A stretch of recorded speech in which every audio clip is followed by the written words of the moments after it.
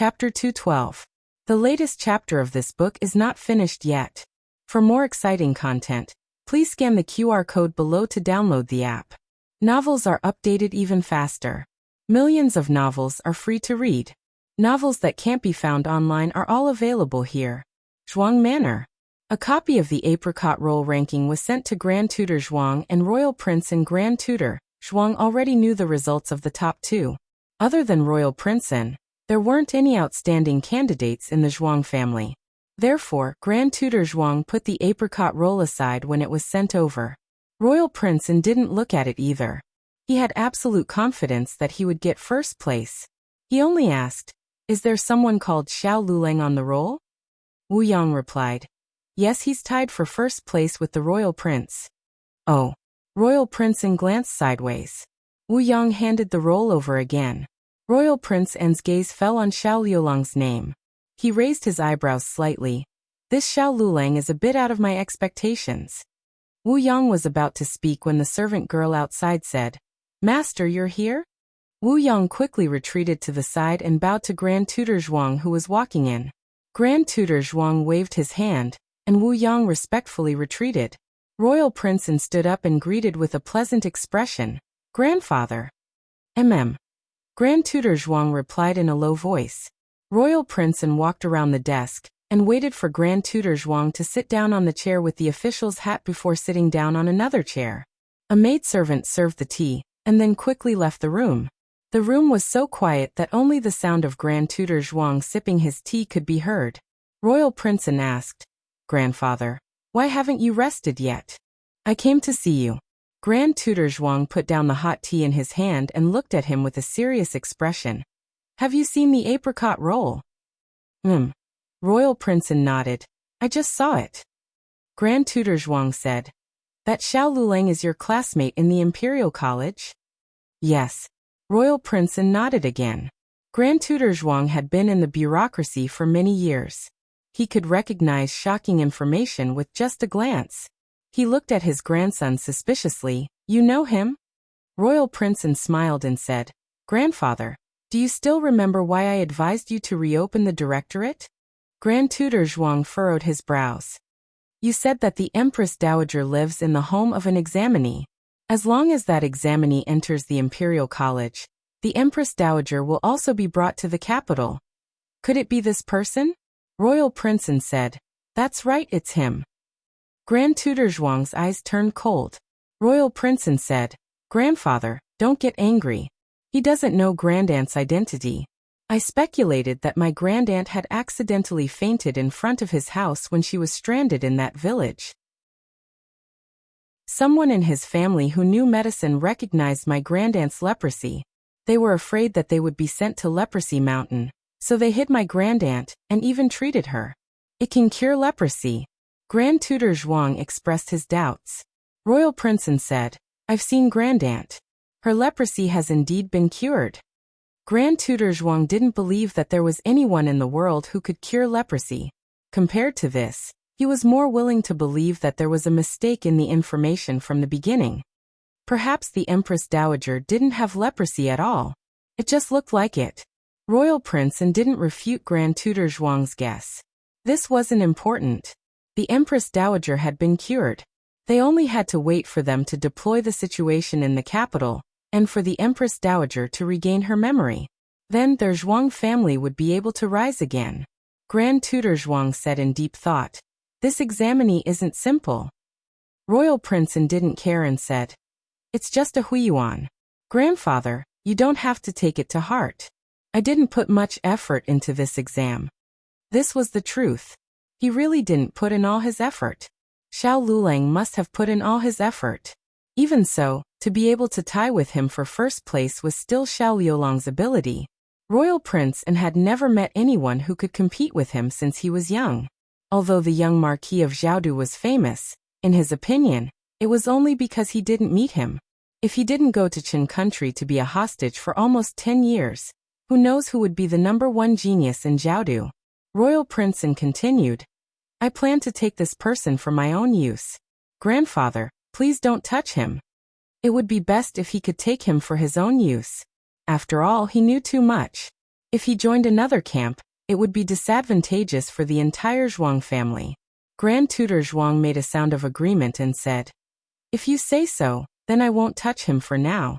However, you have to understand that you can't lose to him again in the court exam." The Zhuang family didn't want a random Jinshi. They wanted the #1 Jinshi. "I understand." Royal Prince and was confident of victory. He smiled faintly and said, "I will do my best in the court exam." Grand Tutor Zhuang had said everything that needed to be said. This grandson of his always made him worry less. He didn't say anything else and got up to leave. He suddenly thought of something and turned around. In the darkness, his seemingly turbid eyes revealed a shrewdness and sharpness that even young people couldn't compare to. "Do you have a sweetheart?" Royal Princeton was startled. "Grandfather, why do you say this?" Grand Tutor Zhuang said, "You aren't young anymore. Your aunt said that it's time to choose a marriage for you." Royal Prince An's eyes trembled slightly. "I haven't turned 20 yet. What's the rush?" In the country of Zhao, when a man turned 20, he would be considered an adult. Large families usually married after 20. Grand Tutor Zhuang said, "I'm not telling you to get married now. First, I wanted to ask for a marriage with Imperial daughter Hui for you, but something happened to her. Your aunt has given up on this idea. If you have a girl that you like who is of equal status and has good looks, then tell your aunt." An image of a small figure wearing blue clothes carrying a basket flashed through Royal Prince An's mind. His expression did not change as he said, "No." Grand Tutor Zhuang turned and left the room. Royal Prince An gave a small sigh. Of equal status? Marquis Ding and Fu seemed neutral, but the old Marquis and Marquis Xianping were the emperor's left and right arms. She and he would never be of equal status. As for her looks, he did not care about her looks, but his aunt would not allow him to marry a girl with a disfigured face who had been married before. "Ha!" Royal Prince An laughed at himself. "What's the point of asking me?" While the entire capital was immersed in the shock brought about by the apricot roll, Gu Jinyu in the Ministry of Justice did not receive any news from the outside world. She was trapped in the interrogation room and could not eat or sleep well. His Majesty seemed to have made up his mind to deliberately break her will. He would not allow anyone to force a confession out of her, but he would also ignore her.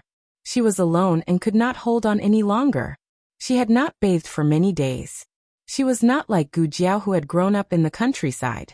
It was fine if she did not bathe for 10 days to half a month. She loved cleanliness. Fortunately, Imperial concubine Shu's personal servant, Chi Mama, had come. The moment she saw Chi Mama, Gu Jinyu began to cry in grievance. All right. Imperial daughter, don't cry. If Imperial concubine knew, her heart would ache.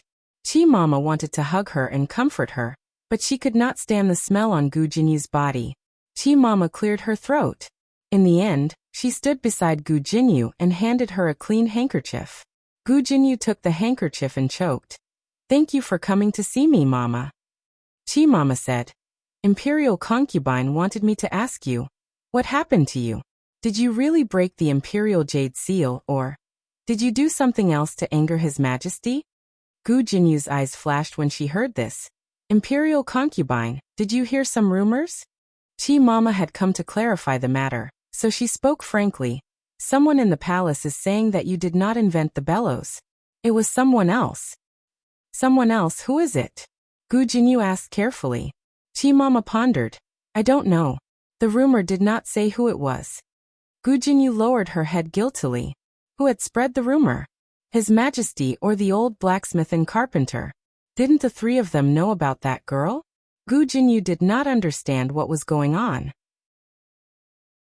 She composed herself and asked, "Then does Imperial concubine believe it?" Chi Mama said, "Can Imperial concubine believe it?" Gu Jinyu secretly heaved a sigh of relief. Fortunately, her efforts over the years had not been in vain. Chi Mama sighed. "But these rumors are strange. Think carefully. Did anyone touch your blueprints, or did you mention the bellows to anyone?" It seemed that her father had not told Consort Shu that she and Gu Jiao had invented the bellows.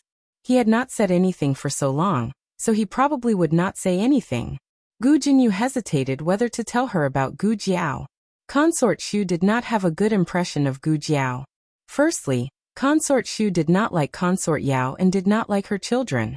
Gu Jinyu was respected in front of her mainly because she was talented and had helped the fifth prince so much. Secondly, Gu Jiao did not return to the Marquis's residence and disrespected old Madame Gu and her aunt, Consort Shu. Logically speaking, when she returned to the capital, she should have asked to see Consort Shu, but that girl did not. Gu Jinyu did not dare to bet that Consort Shu would trust her like her father did. What if Consort Shu wanted to seek confirmation from Gu Jiao? Or what if Consort Shu knew that His Majesty was actually biased towards Gu Jiao? Would Consort Shu still stand up for her? After weighing the pros and cons, Gu Jinyu finally gave up on the idea that Gu Jiao had stolen her inspiration. She shook her head. I don't know. I've never mentioned it to anyone. Chi Mama looked at Gu Jinyu without blinking. Then tell me, did you really invent the bellows? So Aunt still did not believe her? After she had helped the fifth prince with his homework, and acted as his substitute examiner for so many times? Gu Jinyu laughed at herself in her heart, but on the surface, she said aggrievedly, Mama, is it you who don't believe me, or Aunt who doesn't believe me? I swear to God that I invented the bellows. If I'm lying, I'll be struck by lightning. Chi Mama hurriedly covered her mouth with a handkerchief and said angrily, You can't speak carelessly. Her Majesty believes you. I asked too much. You don't have to take it to heart. Gu Jinyu said gently, Mama, you're doing this for Aunt's sake. I understand. Chi Mama sighed again. Her Majesty has already checked. The Imperial Jade Seal was broken long ago. And it was His Highness the Seventh Prince who broke it. His Majesty took his anger out on you, because he believed those rumors and thought that someone else invented the bellows. The most important thing now is to prove that you're the true owner. Unfortunately, Her Majesty has no other way. These words reminded Gu Jinyu that she could no longer use the bellows to turn the tables, but she could use other things. She thought of what she saw in Jade Water Alley that day. Gu Jinyu narrowed her eyes. Mama, it's been too long since the bellows incident. I didn't keep an eye on it back then, and left behind a more conclusive blueprint. I probably can't explain it clearly, but that's not all I have. Chi Mama was shocked. You have other things? Then why didn't you take them out earlier? Gu Jinyu smiled. I only thought of it these few days. I didn't give up on myself after being locked up here. Instead, I calmed myself down and asked what else I could do for the court. Then I remembered something I accidentally made in the manor. What is it? Chi Mama asked excitedly. Glutinous rice mortar. Gu Jinyu had actually not witnessed its effects with her own eyes, but she could not care less now. She could only take a gamble. The mortar made with glutinous rice soup is extremely strong, and is the best building material. If Mama doesn't believe me, you can go back to the palace and try. Aunt dotes on me, so I should repay Aunt well. I'm willing to give this credit to His Highness the Fifth Prince. Chi Mama hurried back to the palace and told Consort Shu about the glutinous rice mortar, especially emphasizing that this credit could be given to His Highness the Fifth Prince. However, Consort Shu was very cautious. She was not in a hurry to ask for credit from the emperor. Instead, she first called for the eunuchs to bring over a bucket of ordinary mortar. She also asked the small kitchen to mix a bucket of glutinous rice mortar according to Gu Jinyu's method. After the two types of mortar solidified, Consort Shu asked someone to hit it with a hammer. Ordinary mortar shattered with a single hit, but glutinous rice mortar was as hard as a rock. Consort Shu smiled in surprise. Where's His Highness the Fifth Prince? Quick! Hurry and call him back for this consort. I want to see the emperor. On the other side, little Jing Kong finished his day's homework at the Imperial College and arrived at the agreed location with his friends.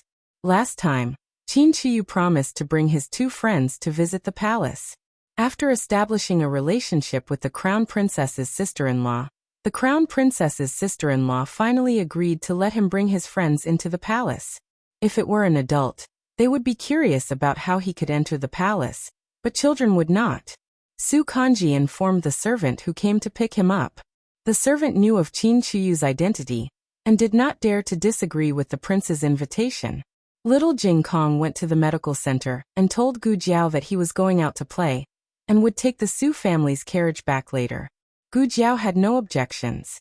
Su Kanji and Qin Chiyu also often came to the medical center to play. The three of them happily got into Qin Chiyu's carriage.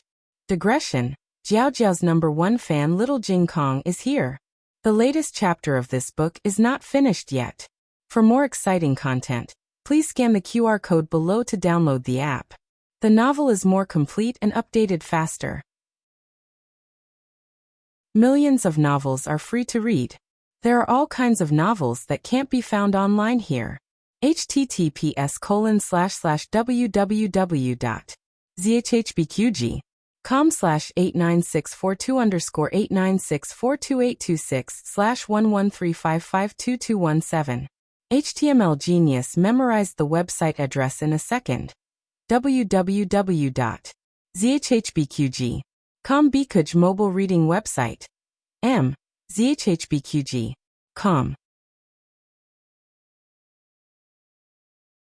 Chapter 213. The latest chapter of this book is not finished yet. Please scan the QR code below to download the app. Novels are updated faster and more frequently. Millions of novels are free to read. There are all kinds of novels that you can't find online. Qin Chiyu brought his friends into the palace with the permission of the crown princess sister-in-law. She had already arranged everything for him and wouldn't expose his identity. There were 3 main doors in the palace. The middle door was the largest and tallest one. Usually, only the Empress Dowager, and the Crown Prince were allowed to enter through the middle door. The officials went to court through the side doors. Qin Chiyu was a prince and the Crown Prince's younger brother, so he could also go through the middle door. Su Tsongtsong was 7 years younger than Qin Chiyu. He had never been to the palace, but he knew that his father went to court through the side door every day. When he entered through the middle door, he instantly felt that he could brag to his father when he went back. Little Jing Kong didn't understand this. He only felt that the palace was so big. Even the door was so big. It was like a giant monster with its mouth wide open. They walked into the monster's stomach. It was quite refreshing. The carriage drove all the way in and stopped outside the East Palace. The East Palace was the Crown Prince's bedroom. Normal princes weren't allowed to live in the East Palace, but Qin Chiyu was young. He could live wherever he wanted. The emperor didn't restrict him too much. Qin Chiyu jumped off the carriage first, followed by his 2 friends. Before picking up his friends, Qin Chiyu had already planned this trip with the help of the Crown Princess sister-in-law. They couldn't go to the Empress Dowager's bedroom, but they could play in the East Palace. Then they could play hide-and-seek in the Imperial Garden, and go boating in the Imperial Liquid Pond. The servants had also been instructed not to come out and be an eyesore. Qin Chiyu took the lead and walked on the small path in the East Palace. He said proudly, "What do you think? Ahem. The palace is very big, right? This is the East Palace, where the Crown Prince lives. However, the smartest, cutest, and smartest 7th Prince of the Zhao Nation also lives here. That's me, Qin Chiyu." Not far away, the servant who was sweeping the floor twitched his mouth. "7th Prince, you weren't so arrogant.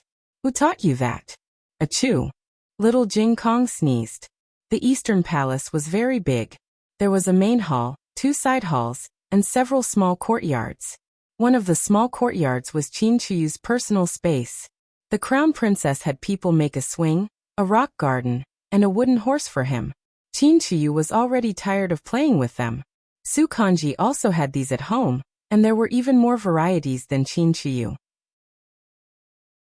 The truth was that in order to prevent the princes from being distracted, there were actually fewer toys in the palace than there were among the commoners. Su Kanji was not too envious. Little Jing Kong was even less envious. The swing that his master made for him in the temple would swing from one end of the mountain to the other. There was also climbing. He and Jiao Jiao had climbed real mountains. What was so good about climbing a small fake mountain? "Let's build a house," Little Jing Kong said. Recently, Little Jing Kong was obsessed with architecture. Su Kanji nodded. Although he was 7 years old, he also wanted to play with mud. Qin Chiyu, who actually wanted to dig a fake mountain cave with his friends, said, "All right." Qin Chiyu went to the small woodshed to get 3 buckets and 3 small shovels. He happily went to dig mud. The palace servants' mouths twitched. Was it really appropriate for a prince to dig mud with others? Why don't we report this to the empress? This is too ridiculous, a young palace maid said. The young eunuch thought about it. The crown princess did not want them to interfere with the seventh prince, but digging mud was indeed too ridiculous. If the empress blamed them, the crown princess would be fine, but they as servants would be in trouble. With this thought, the young eunuch decided to go to Cunning Palace. After Consort Shu returned to the palace from the Ministry of Justice's prison, she immediately called a few eunuchs and had them boil a pot of glutinous rice soup according to Gu Jinyu's method. She also brought a bag of mortar that was usually used to build walls. After mixing the two evenly, Consort Shu ordered people to bring a few green bricks and paste them with glutinous rice mortar. To compare the effect, Consort Shu also had people use normal mortar to paste a few green bricks. When it dries, use a hammer to test it, Consort Shu said to the palace servants. Yes. The two young eunuchs responded and quickly brought over iron hammers. After the mortar in the green bricks dried, they used the hammers to fiercely smash the bricks. The result was that the glutinous rice mortar was more durable than normal mortar. No one knew if it had more long-term effects, but in terms of toughness, the glutinous rice mortar was far better than normal mortar. Consort Shu was not a lady of the boudoir. She had been in the palace for so many years. How could she not know how much benefit this mortar would bring to the Zhao kingdom? Not to mention the distant past, just the recent unrest at the border was caused by the heavy rain on the border walls. Many parts of the walls had collapsed. The Zhao kingdom's walls were too weak. They had to be rebuilt every few years. Even so, they were still prone to collapse. The two Jue were like tigers watching their prey, and had disguised themselves as mounted bandits to invade. In the long run, the border would fall into greater danger. The Zhao kingdom was not a strong military power.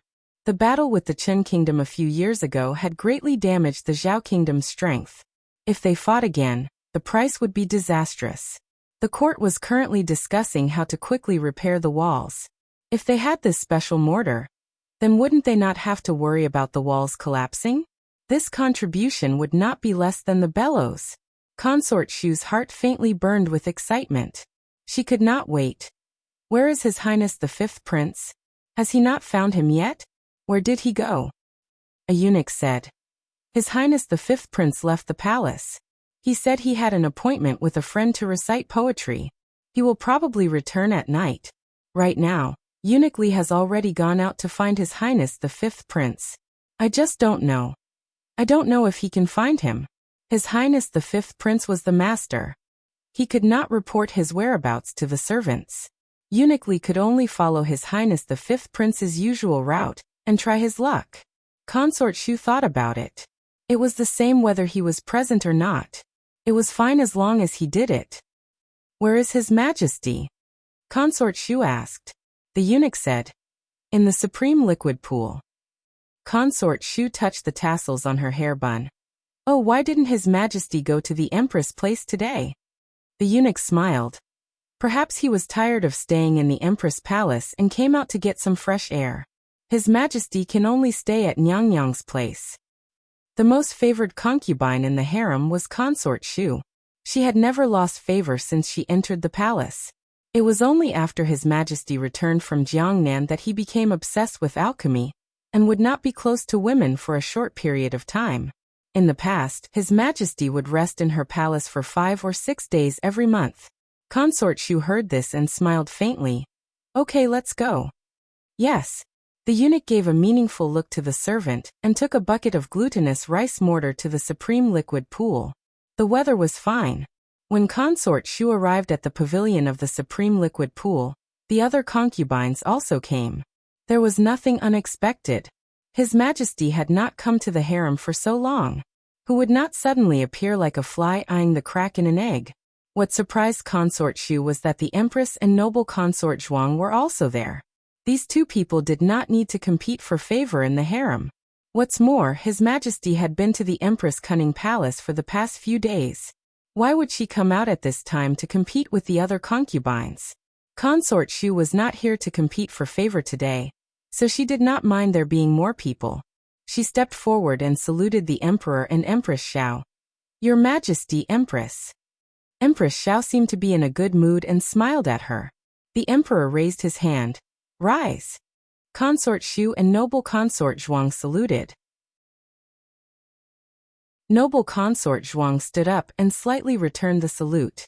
After that, Consort Yu and the other concubines all saluted Consort Shu. Consort Yu automatically gave up her seat, and Eunuch Wei went to bring another chair for Consort Yu. Consort Shu was not in a hurry to sit down. Instead, she stood in front of the emperor and said with a smile, Your Majesty, this concubine has something to offer Your Majesty. Oh. The emperor stopped drinking his tea. Consort Shu asked the eunuch to bring a few separated and glued green bricks. Everyone looked at these green bricks, and could not help but reveal a surprised expression. The emperor was baffled. Consort Shu wants to offer me bricks? Consort Shu covered her face with a handkerchief and laughed. It's not bricks, it's the mortar in the bricks. She narrated how the fifth prince came up with the idea of using glutinous rice to make mortar last night. After that, she stood in place with a smile, waiting for the emperor's praise. However, the emperor did not. The pavilion suddenly fell into a strange silence. Everyone, including Empress Xiao and the other concubines, looked at her with a different expression. Consort Shu did not understand what had happened. She looked at Empress Xiao, noble consort Zhuang and the others. You, what's wrong? Empress Xiao frowned slightly. Noble consort Zhuang covered her face with a handkerchief and laughed. Consort Shu looked at noble consort Zhuang with a serious expression. Noble consort, what are you laughing at? Noble consort Zhuang could not help but laugh. She pointed to a bucket at Consort Yu's feet and said, Are you talking about this mortar? Consort Shu was startled. That color was obviously glutinous rice mortar. How could this be? She looked back at the eunuch she brought. Yes, the bucket of mortar was in his hands. Then where did this bucket of mortar come from? As soon as this thought flashed through her mind, she heard a small sound. She turned her head and found that on the bridge of the Imperial Liquid Pool, 3 little guys were squatting on the wooden bridge and making mortar. The 3 of them were having fun, not knowing that they were being watched by the emperor and the other concubines.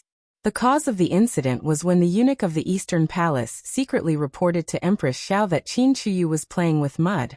Empress Xiao almost fainted when she heard that her precious son was squatting on the ground and rubbing mud like a wild child in the countryside. She angrily went to find her son, but unexpectedly, the 3 of them were no longer in the Eastern Palace. After searching for a long time, she finally found him near the Qinzheng Hall. At that time, Qin Chuyu and his friends were carrying small buckets to paste the emperor's wall. Empress Xiao looked at the messy coiling dragon stone wall of the Qinzheng Hall and almost collapsed on the spot. What are you doing? Little Jing Kong was using a small brush to paste the wall. He turned around and said to her, The wall is cracked. Paste it. Gu Jiao always repaired the roofs and walls for the neighbors, so little Jing Kong had long been itching to do it. But there was no wall to paste at home. There were many broken walls here, so he wanted to paste it. Empress Xiao, isn't that cracked? It's a pattern. It's a historical relic. It was passed down by the Emperor Taizu, and it was said that it blocked a landslide for him. So it was also called the Coiling Dragon Stone.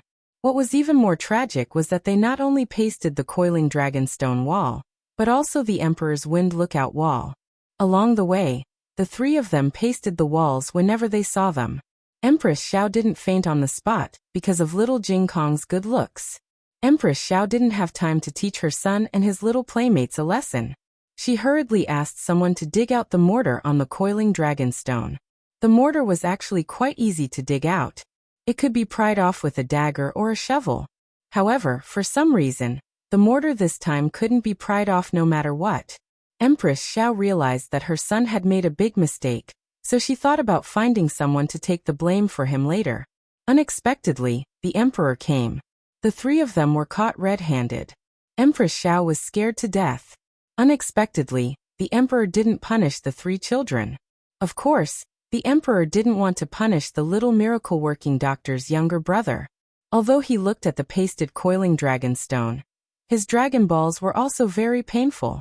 But soon, he found that there was something wrong with the mortar. Strictly speaking, it wasn't simple. How could there be such a strong mortar? Little Qi didn't have the brain, so the emperor skipped over Qin Chuyu and asked little Jing Kong and Su Yangyang, the youngest son of the Minister of War, "Where did you get the mortar?" Little Jing Kong tilted his head and said, "We made it ourselves." The emperor was quite surprised. "You know how to make this?" Little Jing Kong said seriously. "Jiao Jiao always makes it. I've learned it." The emperor looked at little Jing Kong, and then looked at the pasted coiling dragon stone. Suddenly he laughed like a fool. Empress Xiao seriously suspected that he had gone crazy. After that, it was now. The three little kids ran out of mortar, so they came here to make new ones. Qin Chuyu asked the imperial kitchen for the glutinous rice soup. They mixed it into the mortar, which was more or less the same as what concubine Shu said. The latest chapter of this book isn't finished yet. For more exciting content, please scan the QR code below to download the app. The novel will be updated more quickly. Millions of novels will be read for free. There are all kinds of novels that can't be found on the internet here. https://www.zhhbqg.com/89642_896422826/113526111. HTML Genius remembered the website address in 1 second. www.zhhbqg.com Bikugo mobile reading website. zhhbqg.com. Chapter 214. The latest chapter of this book is not finished yet. For more exciting content, please scan the QR code below to download the app. The novel was also updated at a faster rate. Millions of novels were read for free. There are all kinds of novels that can't be found online here. Consort Shu had not expected this outcome. Didn't Gu Jinyu say that she had invented it? How could a 4-year-old child know how to do it? Noble Consort Zhuang didn't mind watching the fun and said, "Noble Consort Shu, could it be that Xiaowu secretly learned other people's skills and then claimed credit as her own?" Imperial concubine Shu felt guilty and her face turned red. What is Imperial concubine saying? How could little Five do such a thing? Noble Consort Zhuang smiled faintly. Could it be that they secretly learned from Xiaowu? Empress Xiao said seriously, "Be careful with your words, Imperial concubine. I heard it just now. That child said that his family already knew how to do it." Imperial concubine Shu braced herself and said, Little Fifth also knows how to do it." Noble Consort Zhuang said, "That's not what you said just now. Didn't you say that Xiaowu just thought of it yesterday?" Imperial concubine Shu had indeed mentioned that the fifth prince had only mentioned this method to her last night. Noble Consort Zhuang said again, "Could it be that Xiaowu mentioned to little Qi that little Qi taught the child, but the child lied and said that his family taught him?" Empress Xiao said seriously, "Last night, little Qi came back from the Imperial College and stayed with me. His Majesty was also there. After that, His Majesty sent little Qi to the East Palace. Imperial Consort, tell me, how will little Qi meet Xiaowu? Why would Xiaowu tell little Qi about this?" There was such a big age gap between the two of them, and they weren't very close. The fifth prince would never tell Qin Chuyu about this. Qin Chuyu was a child. What did he know? Noble Consort Zhuang bowed. Qinqiema spoke. Noble Consort Zhuang wasn't speaking for Consort Shu, and Empress Xiao also understood. The emperor looked at Consort Shu with a complicated expression. To be honest, the emperor doted on Imperial concubine Shu very much. There were always new people coming and going in the palace, but Imperial concubine Shu was always the most favored one. There was no other reason. Imperial concubine Shu was charming and beautiful.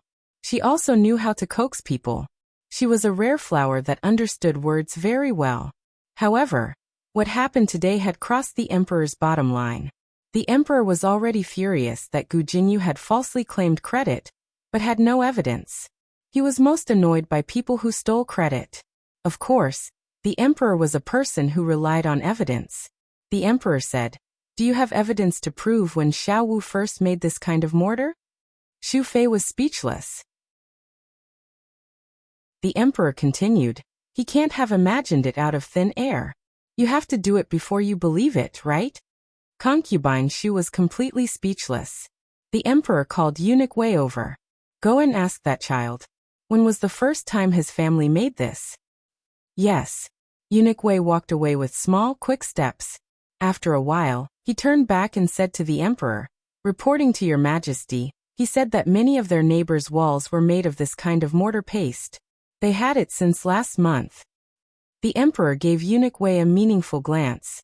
Eunuch Wei understood and turned around to call over a few palace experts, telling them to make a trip to Jadewater Alley. The imperial concubines had originally come to see the emperor, but now they were here to see Imperial Concubine Shu. Imperial Concubine Shu had been in the palace for many years, but she had never been so embarrassed. Gu Jinyu. Gu Jinyu, you really tricked me. Not long after, the palace experts returned to the palace. One of them said to the emperor, reporting to your majesty, there is indeed the same kind of mortar. This time, the evidence was conclusive. The child's family made the mortar first. Then the question was, how did the fifth prince know about the mortar? Did he think of it himself, or did he steal it from someone else? Empress Xiao couldn't help but ask, Concubine Shu, what exactly is going on? Concubine Shu was extremely regretful. If she had known earlier, she wouldn't have fallen for Gu Jinyu's trick and come to claim this credit. Now, how could she cover up her lie? It would have been fine if the fifth prince hadn't been involved, but he had. Noble consort Zhuang smiled faintly. Why don't we call the fifth prince over and ask him? No, she hadn't finished discussing with Xiao Wu yet. If she called Xiao Wu over at this juncture, wouldn't she be exposed on the spot? But what Concubine Shu was afraid of happened. Imperial father? Imperial mother? Why are you here? The fifth prince had returned to the palace and was rushing over with large strides. Imperial mother, I heard that you were looking for me for an urgent matter. He walked into the pavilion and saw Empress Xiao and the others seated. He cupped his hands and greeted them one by one. Imperial mother, you look terrible. The fifth prince looked at Concubine Shu strangely. Everyone was sitting, but Concubine Shu was standing in the middle of the pavilion, looking like she was being interrogated. The fifth prince frowned. What happened? Concubine Shu gave him a look. Empress Xiao pointed to a bucket of mortar and asked, Xiao Wu, do you recognize this? Concubine Shu desperately gave him a look. The fifth prince didn't see it. He looked at the mortar and asked with disgust, what is this dirty thing? How could everyone not understand what he meant when he said it was dirty? It turned out that he didn't even recognize mortar. Noble consort Zhuang covered her face and laughed. Xiao Wu, Concubine Shu said that you made this thing? The fifth prince was disgusted. Why would I make such a dirty thing? Noble consort Zhuang burst into laughter. The rest of the concubines also covered their mouths with their handkerchiefs. Empress Xiao put on the airs of the mother of the country and didn't laugh at all. Concubine Shu even wanted to die. What happened to the connection between mother and son? Can't there be a bit of tacit understanding? You can leave first. The emperor said to the fifth prince. This matter had nothing to do with him, so the emperor wouldn't vent his anger on him for the time being.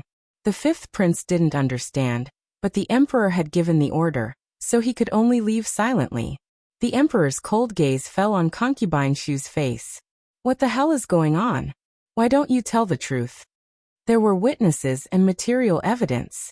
It was impossible for Concubine Shu to exonerate herself. After entering the palace for so many years, this was the first time she had been slapped in the face in public, and one of them was her son. Concubine Shu felt aggrieved and said with red eyes, Your Majesty, I didn't do it on purpose. I did it for a reason.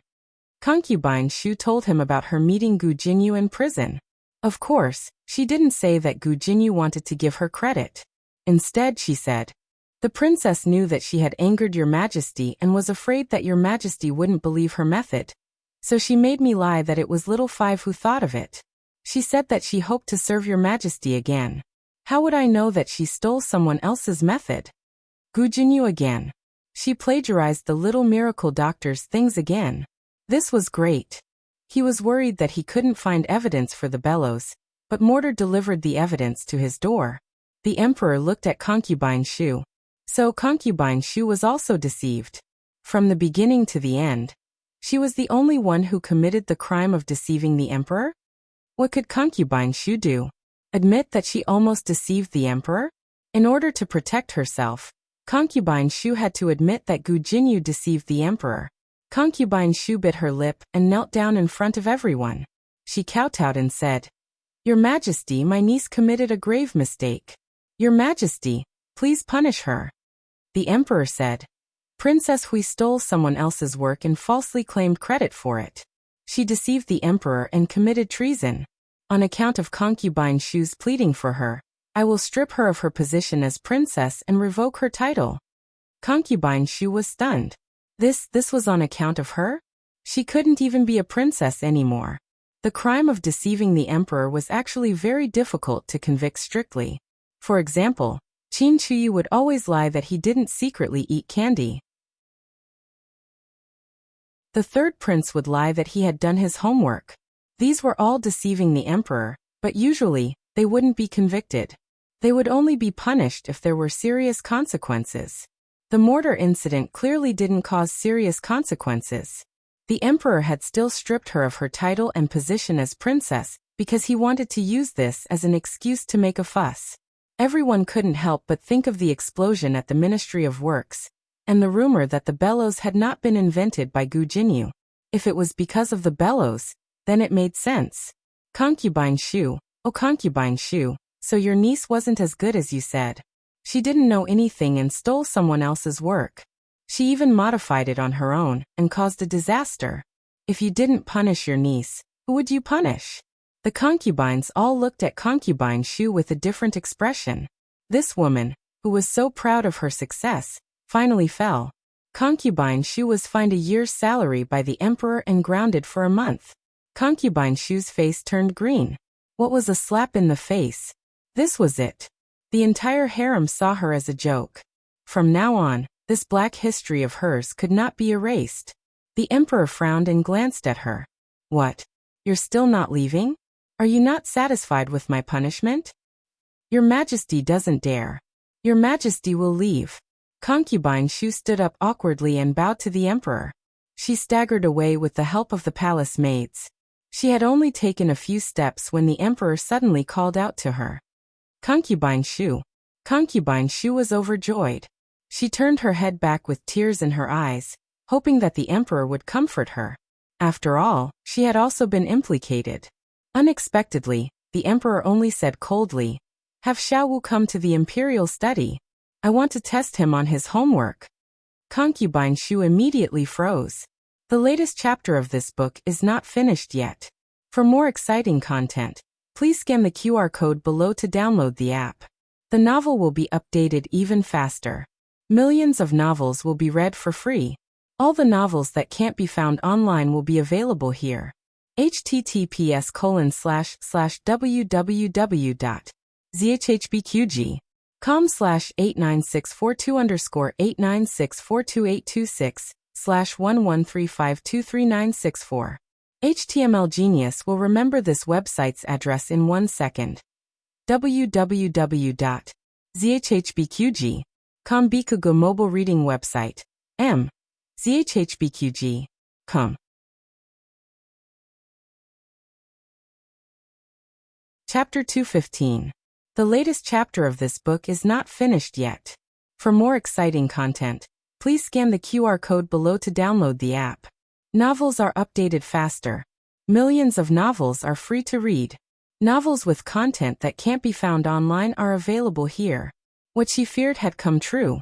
It was not enough to describe Consort Shu's current mood.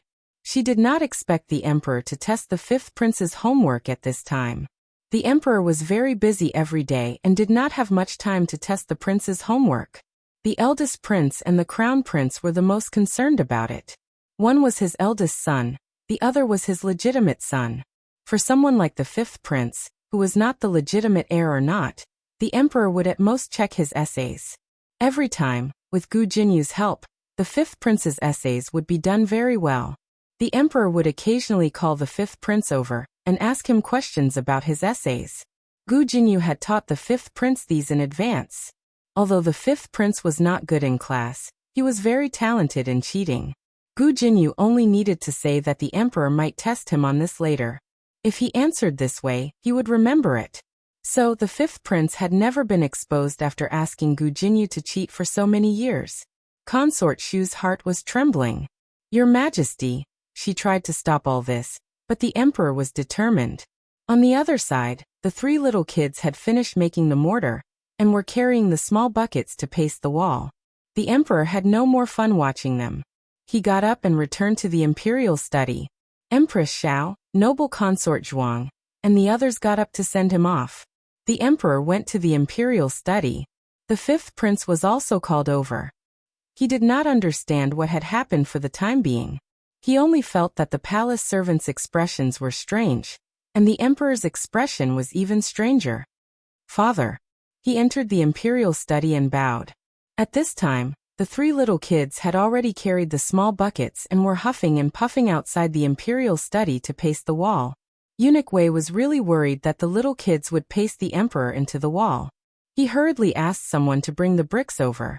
Not the wall, but the bricks were not bad. The few of them squatted down and used small brushes to slowly paste the bricks. Little Jing Kong was the most serious, but because he was too young he did not control his strength well enough. So he was the worst at it. The second best was Su Kanji. He was not very good at it. Qin Chuyu was the only one who was truly good at hiding behind walls. At first, Qin Chuyu played along with his two friends, but after a while, he realized that he was the best at pasting and gradually found joy in pasting walls. I can be a painter in the future, Qin Chuyu said proudly. Little Jing Kong agreed wholeheartedly. That's right, you're the best. Su Kanji also nodded in agreement. Eunuch Wei's body trembled, and the horsetail whisk in his hand fell out of fright. Little ancestor, you're a prince. Is your dream to be a painter? Can't you be a little more mature? In the royal study, the fifth prince's shock was no less than Eunuch Wei's. However, his shock did not come from his brother, who was going to be a tile painter, but from the emperor's soul interrogation. The emperor recited a passage from Mencius. It is not that the city walls are not high, the pond is not deep, the military revolution is not firm, the rice grains are not plentiful, the land is not as good as the people. What's behind it? The fifth prince said. It's. Little Jing Kong shook his head and pasted bricks, as the saying goes. The people of the country don't use the boundary of the border. The country doesn't use the dangers of the mountains and rivers. The world doesn't use the advantages of the military revolution. A just cause enjoys much support, while an unjust cause enjoys little support. With little support, one's relatives will support him. With much support, the world will follow. With the world's support, one's relatives will support him. Therefore, if a gentleman does not fight, he will definitely win. The 4-year-old's voice was crisp and a little childish. The entire royal study fell silent. The emperor glared at the fifth prince and said, "It's easy for a man to speak." The fifth prince couldn't answer. Little Jing Kong said, "You can't blame me." The emperor said, "I'm only concerned about the country." Little Jing Kong said, "You can't listen to me wholeheartedly." He wasn't competing with the fifth prince for an answer. He just heard it and said it out loud. Just like when he listened to music, he would hum the next line when he heard the first line. That was all. The emperor was furious. He pointed outside the window and said, "Listen, listen, listen. You're worse than a 4-year-old. Qin Chuyu asked Little Jing Kong strangely, "What were you reciting just now?" Little Jing Kong spread his hands. "I don't know. I heard it from the big brothers in the Imperial College." The 4 books and 5 classics were compulsory for the imperial examinations. Students in the Imperial College often recited them, so Little Jing Kong memorized it after hearing it a lot. Qin Chuyu said, "Why can't I remember it?" The emperor gave the fifth prince a few more arithmetic problems, but the fifth prince didn't know any of them. The emperor was furious. "Aren't these the problems you did before? You just changed the numbers." The fifth prince trembled in fear, and didn't even dare to breathe loudly. It was basically confirmed that the fifth prince had faked his knowledge. If it wasn't for imperial concubine Shu making such a fuss, the emperor would not have suspected the fifth prince. If he dared to take credit for the fifth prince, Then was his previous knowledge also adulterated? Who did your homework in the past? The emperor asked in a low voice. At first, the fifth prince wanted to clench his teeth, but he couldn't withstand his father's pressure. He stammered, cousin. The emperor was furious. It was Gu Jinyu again. The emperor was so angry that he laughed. He had been wondering where Gu Jinyu had learned her ability to claim credit for herself at the drop of a hat. Now it seemed that she had been influenced by others since she was young. Her talents had been taken away by others, so she had taken other people's things. What was this called? A crooked stick will have a crooked shadow. The emperor suddenly felt terrible about the good things that concubine Shu had. But his son was his biological son, so he couldn't really leave him alone. After the third prince was conferred the title of Rui Wang, the eldest prince was also conferred the title of Prince Ning. The fourth prince and the fifth prince weren't young anymore. There were officials in the court who wrote that it was time for them to be conferred the title of prince. Just this morning he had already drafted the titles for his two sons. But now, the emperor felt that it wasn't enough. Actually, the fourth prince's knowledge wasn't fake. The emperor was just hurt by the fifth prince, so he suddenly became suspicious of the fourth prince. Should he test the fourth prince's knowledge? Or even if he passed the test, should he test his character? The emperor thought about it 1,000 times, but in the end he only said one thing. The matter of conferring the title of prince could be discussed later. Hence, the fourth prince, who didn't do anything, was implicated and had no chance of being conferred the title of prince. The fourth prince was really annoyed. Who did he offend? Where could he go to reason with him? Little Jing Kong spent a beautiful afternoon in the palace. In order not to expose his identity, Qin Chiyu didn't say that he was staying in the palace. He only said that he would go back with his father later. A child wouldn't be so suspicious. Then see you tomorrow. Little Jing Kong said goodbye to Qin Chiyu, got into the Su family's carriage with Su Tangtang, and left the palace. When the Su family's carriage sent little Jing Kong back to the medical center, it was already a little late. There weren't many patients in the medical center today, so Gu Jiao waited for little Jing Kong in the lobby. Little Jing Kong was actually very tired. Su Tangtang had already fallen asleep on the bed. Little Jing Kong's eyelids were fighting, but he forced himself not to fall asleep. The carriage arrived at the medical center. Gu Jiao would take a look at every carriage that stopped in front of the medical center. This time was no exception. She saw that it was the Su family's carriage, so she got up and walked out. Little Jing Kong didn't jump down, so she could guess what was going on. She got into the carriage and held little Jing Kong in her arms. Little Jing Kong was pecking at the rice like a jiao jiao. As he pecked, he felt that his body was light. He looked at Gu Jiao in a daze and called out softly, "Jiao Jiao?" "Yes, it's me." Gu Jiao hugged him with one hand and held the back of his head with the other. Then, she carried him out of the carriage. "Be careful." The coachman brought over a footstool. "Thank you." Gu Jiao thanked him and carried little Jing Kong back to the medical center. Little Jing Kong lay in Gu Jiao's arms. His little head rested on her shoulder, and he fell asleep. Gu Jiao freed one hand to take the small basket. A slender, jade-like hand reached out. "Let me do it." He put Gu Jiao's small medicine box into the basket, then carried the small basket on his back. He reached out to carry little Jing Kong again. Little Jing Kong, however, seemed to have sensed something. He frowned and grabbed Gu Jiao's clothes tightly, refusing to let go. "It's okay. I'll carry him," Gu Jiao said to Xiao Lulang. Xiao Lulang said, "Okay." Gu Jiao asked strangely, "It's so late. Why are you here? The medical center isn't busy today." "I'm just passing by," Xiao Lulang said seriously. Gu Jiao said, "Oh, is there anything else?" Xiao Lulang asked. "No. Let's go home," Gu Jiao said briskly. "Okay," Xiao Lulang responded, but soon felt that something was wrong. Home? Since when did he recognize that place as his home? Gu Jiao stepped out of the door and found that Xiao Lulang didn't follow her.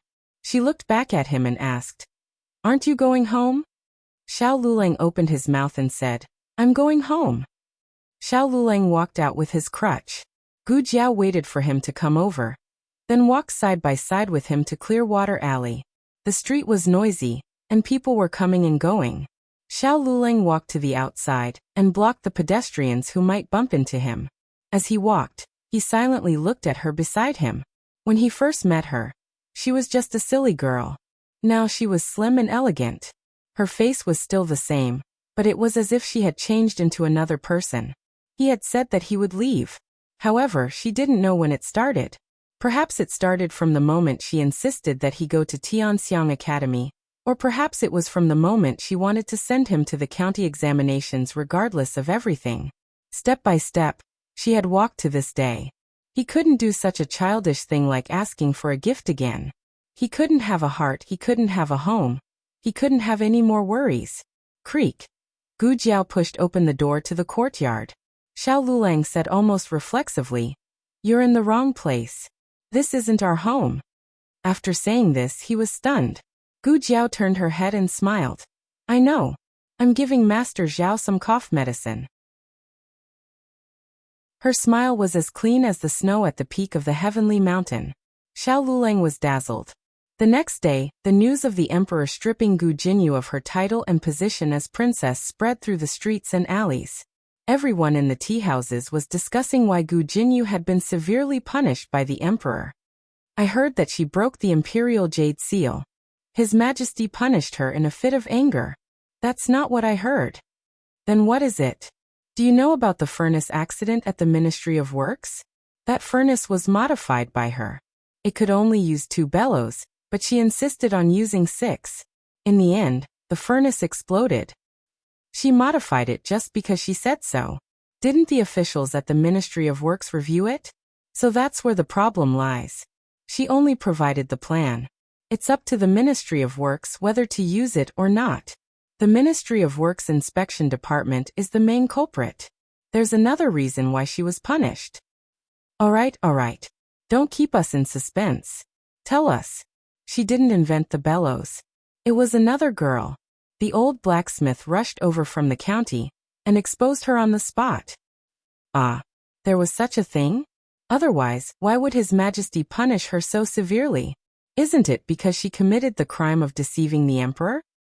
The noble daughter of a marquis actually falsely claiming someone else's credit. She's too shameless. Isn't that right? Shameless." This was a small tea house outside the capital. Even outside the city, the news had spread like wildfire.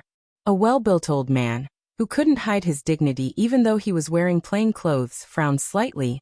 "Little brother, which marquis's daughter is this noble daughter of a marquis?" His voice was too dignified. The people who were in the middle of a heated discussion couldn't help but fall silent. They all looked towards him.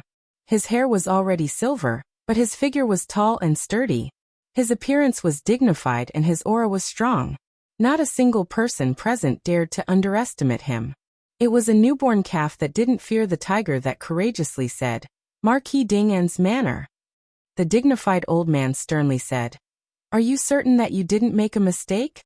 The young boy trembled in fear from his aura. No mistake. It's Dingan Marquis's manner. It's spread throughout the capital. If you don't believe me, go ask. Marquis Ding An's daughter invented the bellows and was conferred the title of Junju. She hadn't been free for a few days when the bellows had an accident. Many people were injured. The dignified old man's gaze turned cold. Digression. Can you guess who this old man is? The newest chapter of this book is not finished yet. For more exciting content, please scan the QR code below to download the app. Novels are updated even faster. Millions of novels are free to read. Novels that can't be found online are all here. https://www.zhhbqg.com/89642_8964286/113495786. HTML Genius will remember this website's address in 1 second. www.zhhbqg.com Bikago mobile reading website. zhhbqg.com.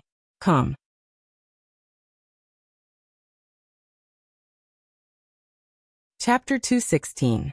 The latest chapter of this book is not finished yet. For more exciting content, please scan the QR code below to download the app. Novels are updated faster. Millions of novels are free to read. Novels with content that can't be found on the internet are all available here. The business of the medical center was only deserted for a day, but the next day, there were more people. Fortunately, the patients who were treated here earlier were discharged from the hospital one after another. Jiang Shi was still being treated. He was the most serious patient in the accident. Just a few days ago, he successfully passed the critical period. His current condition was good, and new improvements could be seen every day. His voice was also gradually recovering, and he could occasionally speak a few words in a hoarse voice. Gu Jiao already learned that his name was Jiang Shi, from Yuxian County. He was 21 years old this year, and his younger sister, Jiang Li, was 8 years old this year. There was a famine in their village. Their parents and family members starved to death, leaving only him and his sister. The two of them were bought by a merchant and sold many times. In fact, it was better for both of them to be separated, but Jiang Shi didn't want to be separated from his sister. It was also a coincidence that the two of them were sold to the capital. He worked as an illegal worker for the Ministry of Works. The salary for working as an illegal worker was not much, but it was barely enough to give his sister a bite to eat. From Jiang Shi's mouth, Gu Jiao also learned that there were many illegal workers like him. It was lucky to be able to work as an illegal worker for the imperial court. Some people were not bought by the corrupt officials of the imperial court, but were sold to some black-hearted small workshops, which was really miserable. This kind of illegal worker didn't have a household registration or travel permit in the capital. Although the imperial court paid for their treatment and gave them a little salary, they all had to leave the capital after they recovered. Gu Jiao gave Jiang Shi today's infusion. Jiang Li was not in the ward, so she went to the lobby to help. The little girl was already familiar with the people in the medical center. She understood that the people here would not hurt her, so she gradually let down her guard. When there were many people, she would help. Today, she was helping to pack the medicine. Her hands and feet were not very nimble, but she did it very carefully. While Gu Jiao was observing little Jiang Li, Dr. Song suddenly came over and said with a smile, "The little girl works very hard. She can recognize a lot of medicinal materials. She is much better than me." While they were talking, a carriage came outside the door. The 4 accompanying bodyguards were all riding tall horses. With one look, one could tell that the identity of the person in the carriage was not ordinary. As expected, the curtain of the carriage was lifted, and a noble and beautiful young madam walked out. Who else could it be but Consort Rui Wang? Ever since Consort Rui Wang met Gu Jiao on the stone archbridge on the first day of the new year, she never appeared again. She got off the carriage with the help of 2 female officials. She waved her hand impatiently. "All right, don't help me. It's not like I don't have hands and feet." "But you must be careful," said Maid Su. Consort Rui Wang ignored her and walked into the hall. She saw Gu Jiao and smiled happily. "Miss Gu." Gu Jiao nodded slightly. Consort Rui Wang looked around and walked forward to hold Gu Jiao's hand. "Is it convenient for us to sit in your courtyard?" "Okay," Gu Jiao said to Dr. Song. "I'll leave this place to you." "Okay." Dr. Song responded and cupped his hands to Consort Rui Wang. The patients here did not know the identity of the other party, but he knew. Consort Rui Wang did not pay much attention to him, and went to the courtyard with Gu Jiao. The two of them sat down. Gu Jiao poured her a cup of tea. Consort Rui Wang did not drink, but said, "I'm sorry that I haven't come to see you for so long. I only found out that I was pregnant when I came back from the palace that day. The mamas did not let me go out and kept me locked up for 2 months. The mamas also followed Consort Yu's instructions. The fetus had to wait for 3 months before it could be announced to the public and be allowed to go out." "Congratulations," Gu Jiao said. Consort Rui Wang's face flashed with a touch of shyness. "His Highness and I have been married for a few years. This is my first child. Can you help me take a look at the pulse?" Gu Jiao took her pulse. "The pulse is very stable." Consort Rui Wang revealed a rare innocent smile. "The imperial physician also said so, but I was not at ease with what the imperial physician said. I am only at ease with what you said." She thought of something and said, "By the way, I haven't had the chance to thank you for what happened last time. If you didn't let me prepare in advance, I wouldn't have been able to save those people who fell into the lake. Gu Jiao said. I just told you. They were saved because you believed me. The credit is yours, so there's no need to thank me. Consort Rui Wang opened her mouth. Ah. How was she supposed to respond to this? Gu Jiao asked calmly. You came here today just to take the pulse and thank me? Consort Rui Wang smiled embarrassedly. Actually, there's something else. I want to ask you to make a house call. I know I'm being too abrupt and should have told you earlier. However, I only came to the palace today to pay my respects to His Majesty and the Empress. I just happened to hear the news. I don't feel at ease with other people seeing you.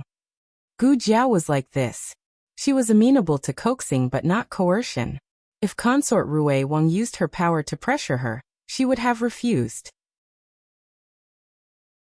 However, Consort Rui Wang looked at her with a pair of doe-like eyes. She sighed and agreed. You're the best. Consort Rui Wang brought Gu Jiao to her carriage. Gu Jiao's patient was an imperial concubine. This imperial concubine did not live in the palace. Instead, she lived in a nunnery near Puji Temple. She also had to cross the river. The cable bridge had been repaired. The only way for the carriage to pass was through the stone arch bridge. The carriage stopped outside the nunnery. The two got off the carriage. Consort Rui Wang had the maid wait outside while she brought Gu Jiao into the nunnery. This nunnery was not big, and there were not many nuns. They only saw 2 nuns in total. Is the imperial concubine here? Consort Rui Wang asked. Yes. Princess, this way please. A young nun brought Consort Rui Wang and Gu Jiao to a meditation room in the backyard. There was a suppressed cough coming from the meditation room. Consort Rui Wang's heart tightened. She lifted her skirt and walked over. Imperial concubine, are you all right? In front of the bed, an old mama bowed to Consort Rui Wang. Princess. Consort Rui Wang sat down by the bed and held the coughing person's skinny hand. How did you get so sick? Cough cough. What are you doing here? I'm fine. It's an old illness. Cough cough. She coughed violently. Gu Jiao walked in with a small basket on her back. Her gaze fell on the other party. It was an old woman who was cultivating with hair. She was about the same age as her grandaunt. Her elegant face showed her beauty when she was young. This is... The other party looked at Gu Jiao. Imperial concubine, this is my friend. Her surname is Gu, and she's very skilled in medicine. She's here to treat you. Consort Rui Wang said and looked at Gu Jiao. Miss Gu, this is Consort Jing. Gu Jiao nodded. She did not have the habit of bowing to others. Consort Jing was a nun, so she did not care about this. She covered her face and coughed twice. Then she said to Gu Jiao, since you're Qianqian's friend, you don't have to be so formal. I'm not an imperial concubine anymore. You can just call me Abbess Jing'an. Gu Jiao took the old concubine's pulse and checked her body. Abbess, did you have asthma before? Grand concubine Jing was quite surprised that such a young girl could diagnose her asthma so quickly. But at her age, she wouldn't be surprised by such a thing. She said, I had it before. It's an old illness, and it's the worst in spring. Can it be cured? Consort Rui Wang looked at Gu Jiao. It's hard to cure, but it can be controlled. Gu Jiao opened the medicine box and took out some asthma medicine and spray for the old concubine. She told her how to use them and some taboos in daily life. The old concubine thanked Gu Jiao. Consort Rui Wang and the old concubine talked for a while, and only left reluctantly when the old concubine felt sleepy. After getting into the carriage, Consort Rui Wang sighed. The old concubine is too pitiful. What's more, the old concubine was admired by the emperor. The emperor's birth mother came from a humble background. She was only a palace maid and had no right to raise a prince. The emperor was adopted by the old concubine as soon as he was born. At that time, the old concubine was only concubine Jing. She was promoted to consort Jing after giving birth to a little princess a few years later.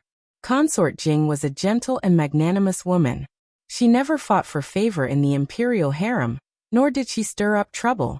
Perhaps it was because of her temperament that Empress Dowager Zhuang liked her. She gave up so many princes and made her adopted son the emperor instead. However, she did make a sacrifice. Since the emperor was adopted by her, he was her son. When the emperor ascended the throne, she should be made Empress Dowager as well. But how could Empress Dowager Zhuang allow a second Empress Dowager to appear in the palace? That was why Consort Jing missed the late emperor, and was willing to cultivate with her hair on, chanting scriptures for the late emperor every day. However, there's another saying among the people. Consort Rue Wang didn't treat Gu Jiao as an outsider. She didn't have any sisters of her own, and Gu Jiao was the first. She said, "The old concubine has a sweetheart." She didn't want to be Empress Dowager and asked to be a nun. She hadn't even said this to her sister, Du Xiaoyan. Of course, the main reason was that Du Xiaoyan was a blabbermouth. Moreover, she was a blabbermouth that was biased toward the crown princess. Digression. Her sweetheart couldn't be. I won't say. The latest chapter of this book isn't finished yet. For more exciting content, please scan the QR code below to download the app. Novels are updated faster. Millions of novels are free to read. Novels with content that can't be found online are all available here. https://www.zhbqg.com/89642_896428226/113492965. HTML Genius memorized the website's address in 1 second. www.zhbqg.com Bikuj mobile reading website, zhbqg.com.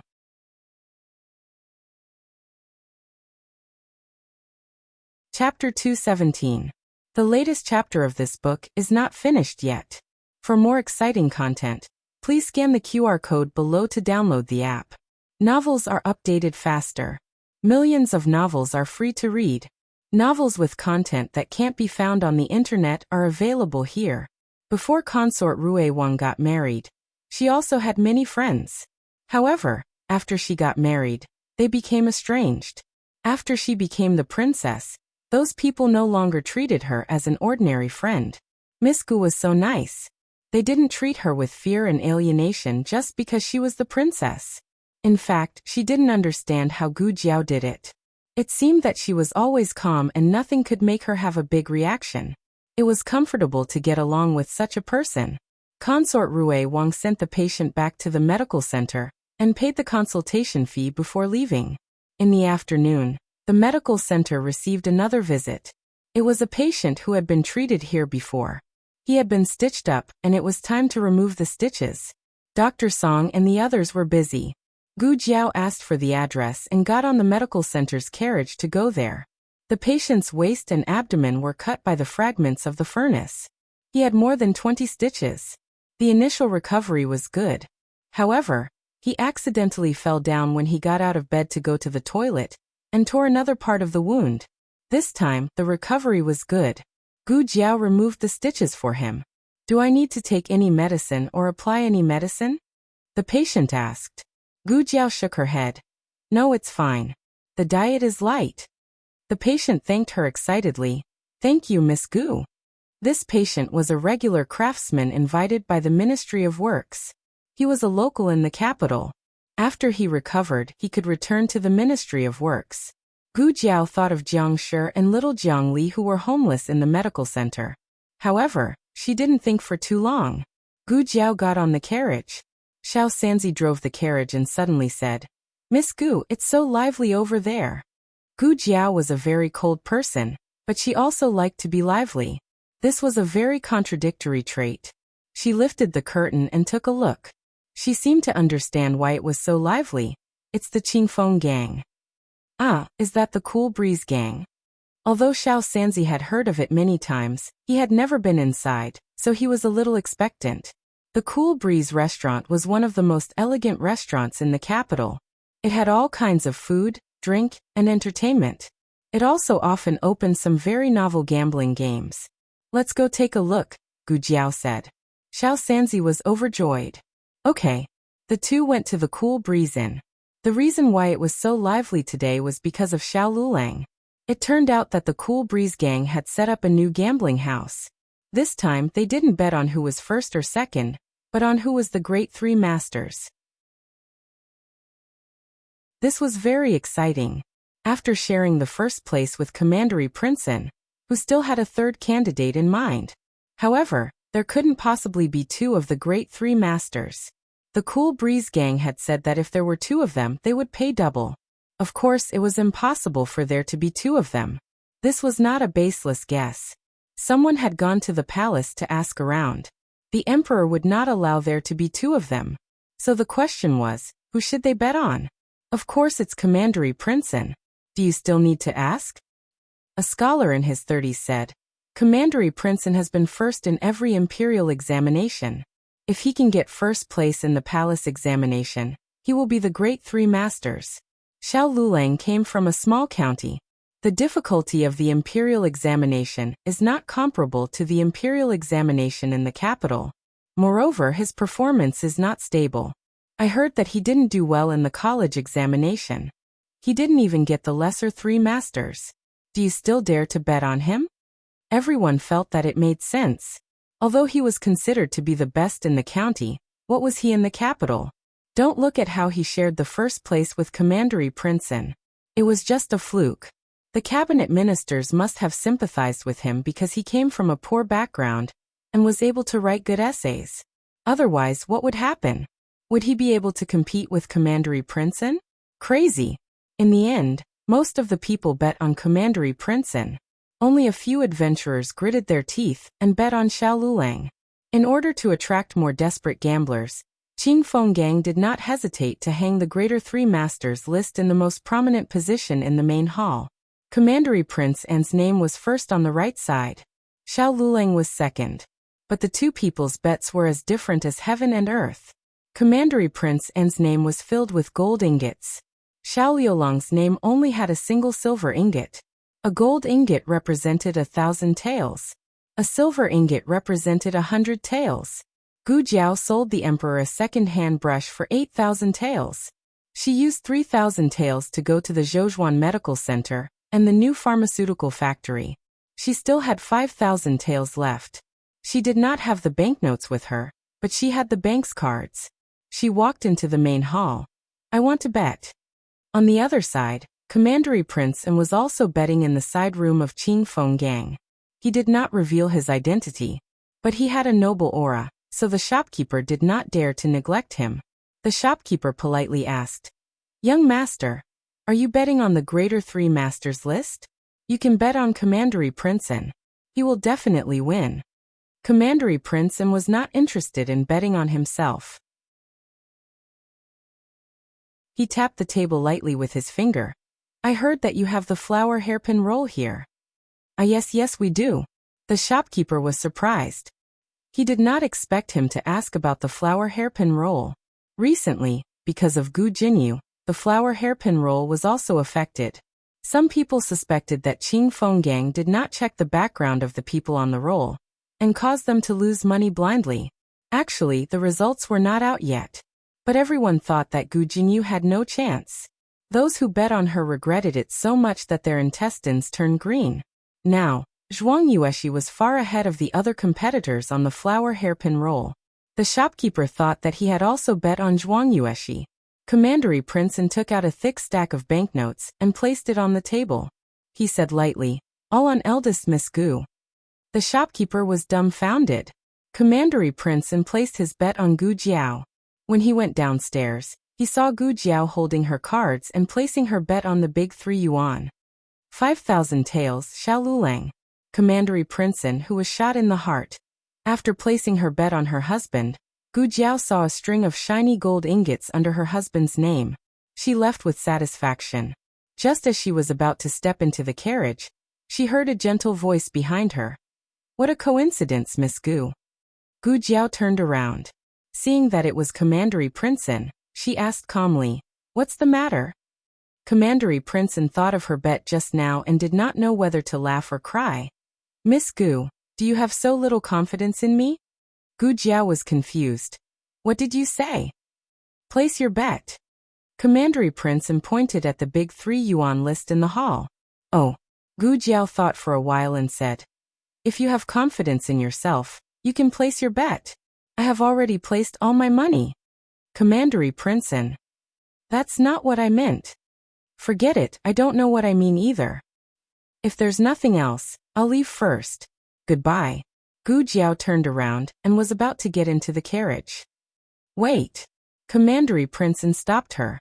Gu Jiao turned around and stared at him. Commandery Princeton.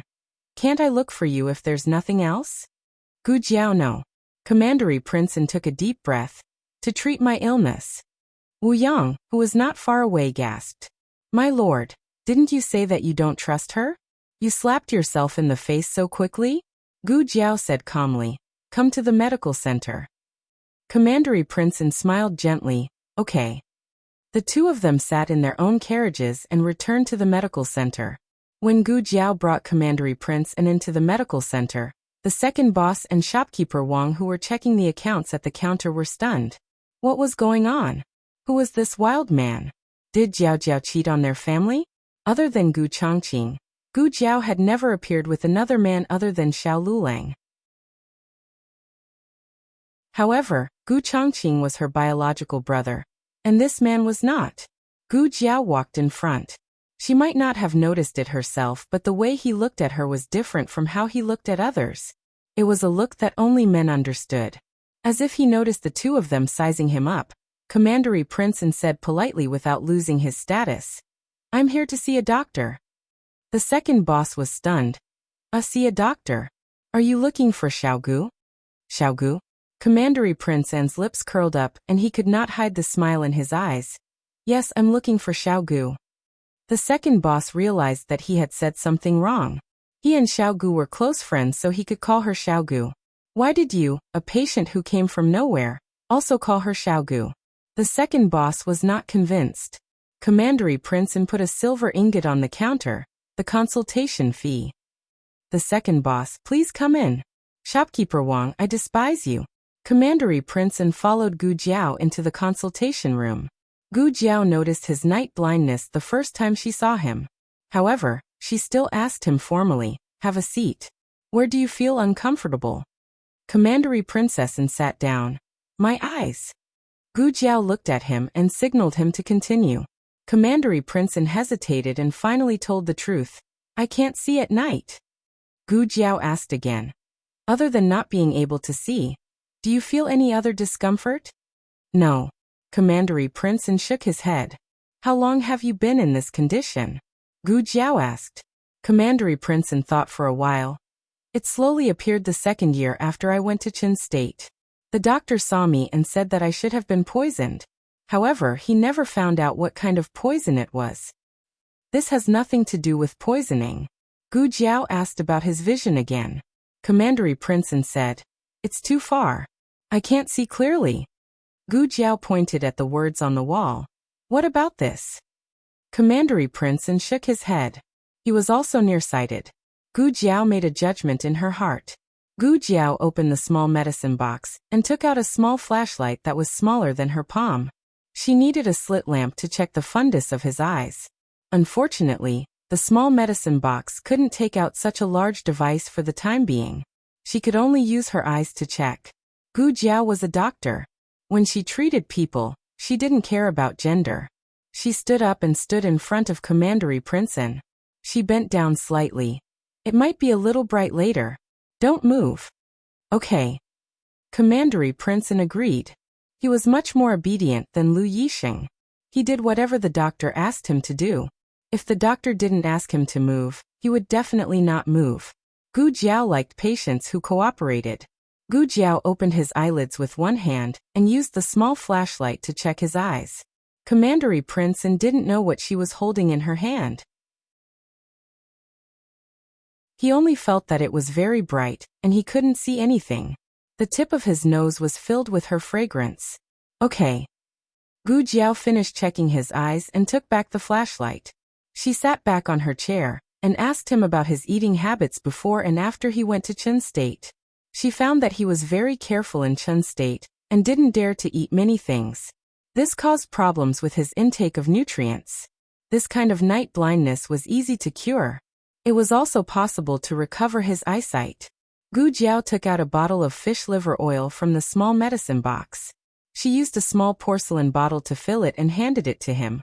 Once a day, 1 pill each time. Is it really not poisoning? Commandery Princeton took the small porcelain bottle and asked in disbelief. It was not strange that he was so careful. When he was 8 years old, he was sent to Chen State as a hostage. Many people wanted him to die. It was not the first time he was poisoned. It's not poisoning, Gu Jiao confirmed. Commandery Princeton suddenly realized that it was not poisoning. He was wondering why they couldn't find the murderer. They even killed 2 hostages by mistake. Today the Imperial College was dismissed early. Little Jing Kong was taken away by Lu Quan again. At night, the old chancellor was going to teach little Jing Kong a foreign language. Xiao Lulang went to the clinic. When he went in, he faintly felt that there was something wrong with the way everyone looked at him. Especially the second boss and shopkeeper Wang. Their eyes were full of sympathy and awkwardness. They didn't dare to look at him. Xiao Lulang was used to all kinds of gazes after his leg injury. He didn't mind it and walked towards Gu Jiao's courtyard. The second boss whispered, "Do you think we should tell her that little Gu is in the clinic?"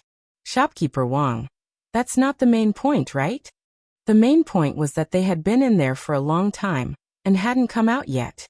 Was Miss Gu taking so long to see a doctor? Of course, it wasn't to the extent of saying that they were doing something shameful. Gu Jiao had her own courtyard. If they really wanted to do something, they should go to the small courtyard. However, it was rare to see her treating a patient for so long. Not to mention that the man didn't look sick at all. Moreover, he was too good-looking. The second boss thought, "I know little Gu the best. She must have been tempted by him again, just like how she treated Xiao Lulang in the past." When Xiao Lulang was unconscious, little Gu had been drooling over him in the side room for a long time. Humph, don't think he didn't know. To get to the small courtyard, he had to pass by the clinic. Just as Xiao Lulang reached the door of the consultation room, he saw the door open from the inside. It was Royal Prince, and Xiao Lulang stopped in his tracks. Coincidentally, at this moment, the medicine box fell from the table. Gu Jiao reached out to grab the medicine box, but her waist almost hit the table. Royal Prince strode forward and reached out to block her soft waist and the sharp corner of the table. He didn't actually touch her. Gu Jiao dodged. She wasn't that careless. However, from Xiao Liulang's point of view, it looked like his hand had supported her waist. Xiao Liulang's eyes darkened. Digression. Come, let's drink this cup of aged 82 vinegar. The latest chapter of this book isn't finished yet. For more interesting content, please scan the QR code below to download the app. Novels are updated at a faster rate. Millions of novels are free to read. Novels that can't be found online are all available here. https://www.zhbqg.com/89642_896428226/113464705. HTML Genius memorized this website's address in 1 second. www.zhbqg.com Bikugo mobile reading website. zhbqg.com.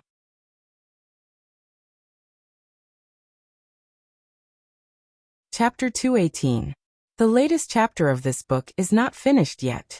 For more exciting content, please scan the QR code below to download the app. Novels are updated faster. Millions of novels can be read for free.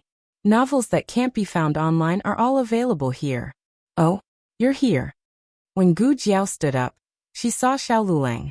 She walked towards him with the medicine box and didn't spare any extra attention to Royal Prince, and Royal Prince laughed at himself as he looked at the extra hand he had stretched out. He knew she would be able to avoid it. But still, school ended early today, so I came to take a look. Xiao Lulang paused and said. Lu Quan took Jing Kong back. This was a tacit understanding between people who lived together day and night. She didn't need to ask, but he already knew what she would ask. Gu Jiao smiled. I don't have anything to do here. I can go back after packing up. Xiao Lulang, how is Jiangshi? Gu Jiao, he's recovering well. Xiao Lulang, I saw little Jiangli just now. She's helping to get medicine. She's quite smart. A certain someone talked too much today. Gu Jiao didn't think too much about it and went back to the courtyard to pack up. Royal Prince looked at Xiao Lulang with a smile. His eyes were full of affirmation and support. You did well in the general examination. The court examination is as difficult as the general examination. Do well. I'll think of a way to send your exam paper to His Majesty. All tribute scholars were qualified to participate in the court examination. There were a total of 210 people, but less than 30 exam papers were presented to the emperor. It seemed that the power of the court examination was in the emperor's hands, but in reality, the first step was still controlled by the cabinet. For the examinees, it wasn't enough to just be capable. They had to have a strong background. Otherwise, the exam paper wouldn't reach the emperor's hands. The Grand Secretary of the cabinet was surnamed Yuan, but he was old. Most of the power in the cabinet was now in the hands of Grand Tutor Zhuang.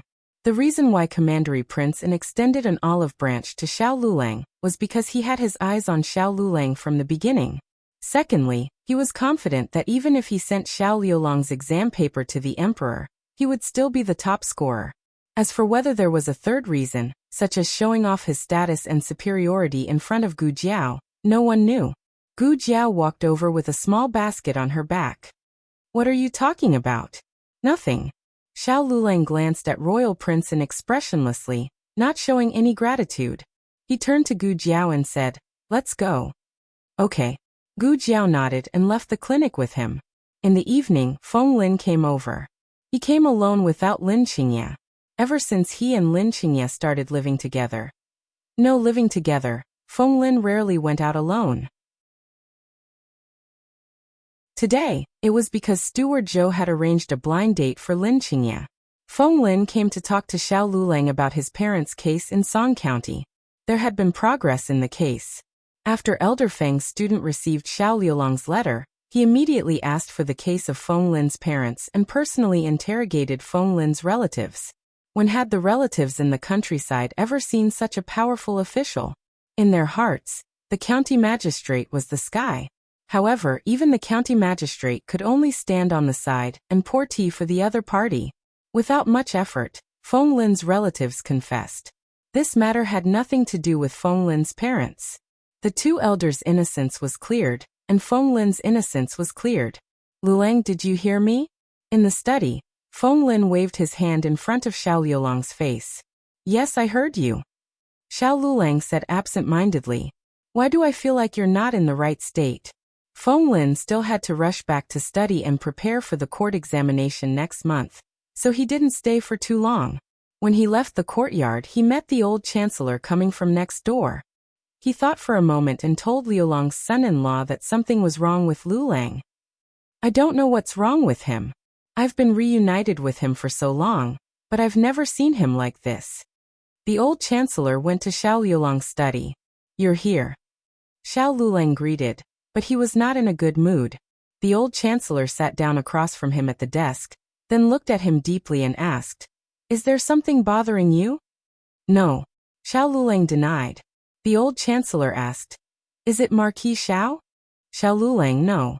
The old chancellor. The court examination? Xiao Lulang, no.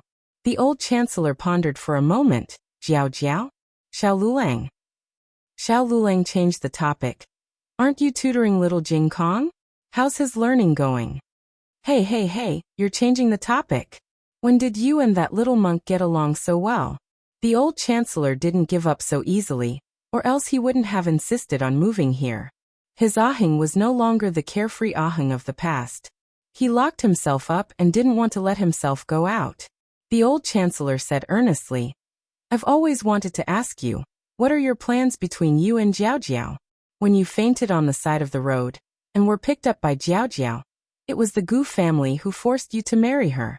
Although you're husband and wife, you're not husband and wife. Xiao Lulang didn't say anything. The old chancellor continued, You didn't leave her in the past because you were worried that she had nowhere to go. Now that this worry is gone, what are you still thinking about? Xiao Lulang said, I'm not thinking about anything.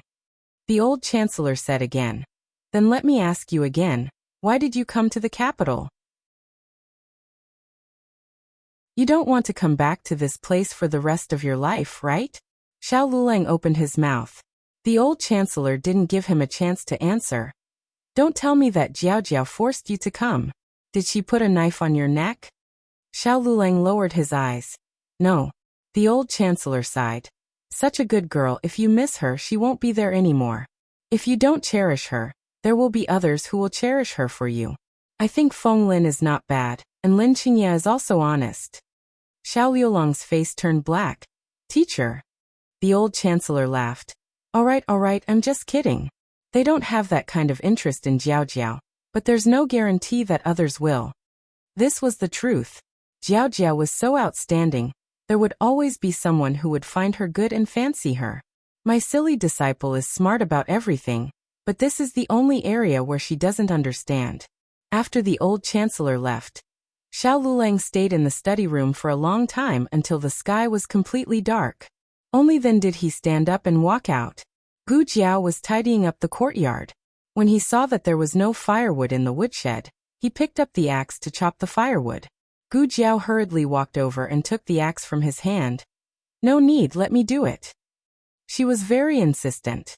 Xiao Luleng went to the well to fetch water again, but she stopped him. Xiao Liulong's gaze landed on her hand that was carrying the water bucket. Her hand was slender, but it wasn't as delicate as a lady's. There were thin calluses on her palm, and there were knife marks on the web between her thumb and index finger. All the hardships she had suffered were on these hands. Xiao Luleng suddenly felt upset. What's wrong with you? Gu Jiao asked him. Jiao Jiao. Little Jing Kong ran over with a piece of homework in his hand. Granduncle gave me a question, I finished it. Gu Jiao took it and looked at it. Although she couldn't understand it, the words were better than before. Great, Gu Jiao praised. Little Jing Kong didn't leave with his hands behind his back. What's wrong? Gu Jiao asked. Little Jing Kong said cutely, I want to eat sugar-coated haws. Gu Jiao nodded. Okay, I'll go buy it for you. Xiao Luleng said. I'm going to buy something too. Gu Jiao smiled. Then let's go together. Little Jing Kong jumped. I want to go too. Gu Jiao said softly. Go to bed early, you still have to go to school tomorrow.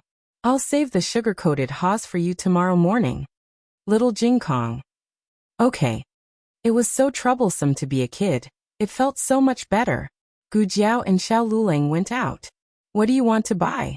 Gu Jiao asked on the way. Books, Xiao Luleng said. Gu Jiao thought for a while.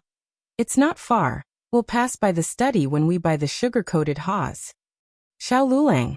Okay. The night in March was not that cold, but the cold wind still felt a little chilly. Xiao Luleng glanced at Gu Jiao discreetly. She didn't seem cold. The two soon arrived at the entrance of the study. Gu Jiao said regretfully. It's closed. What books do you want to buy? I'll buy them for you tomorrow. Xiao Luleng said casually. It's not urgent. I'll buy them after school tomorrow. Okay. The two continued to walk forward. They didn't know why they were so lucky today. The study was closed, and the sugar-coated haw stall was also closed. Gu Jiao's face was full of bitterness and hatred. Xiao Luleng looked at the street opposite the alley. He also likes to eat fried fruits. They sell them over there. Gu Jiao had eaten fried fruits in her previous life, but it was fried flour and somewhat like fried dough sticks. The fried fruits in the capital were mixed with glutinous rice and stuffing. Not only little Jing Kong liked it, Gu Yan and Gu Xiaoshan also liked it. But Gu Yan couldn't eat it. Gu Jiao decided to buy some fried fruits. Gu Jiao was the only one who felt that they were unlucky tonight, but Xiao Liulong's face darkened when he saw the fried fruit stall. The capital was so big. Why was he everywhere? The fried fruit stall had 2 tables, and Zhuang Yueshi and Prince An were sitting at one of the tables. Prince An also saw Xiao Luleng and Gu Jiao. He smiled warmly at them. What a coincidence, you're also here to eat the food? His food has been cooked for many years, and it tastes good. You're from other places, so you haven't eaten it, right? Xiao Luleng thought. I've been eating it since I was young. Xiao Liulong's mood suddenly became irritable. The women's school was next to the medical center. Zhuang Yueshi had seen Gu Jiao before, so she knew that Gu Jiao was probably the female doctor of the Miracle Hands Hall. But they didn't pretend. She asked Prince An, Brother, do you know her? Prince An introduced. Miss Gu is my classmate. Strictly speaking, the introduction of the couple should be my classmate and his wife. But Commandery Princeton automatically ignored something. Hearing that it was her brother's classmate, Zhuang Yuexi's expression cleared up. Soon she asked again, which Miss Gu? Prince N's gaze fell on Gu Jiao, Ding and Marquis Fu's daughter. Ding and Marquis Fu only had 2 daughters, one was Gu Jinyu, and the other was the real daughter who grew up in the countryside. Was it this girl in front of them? She really looked. Zhuang Yuexi saw the red birthmark on Gu Jiao's left cheek, and swallowed her question.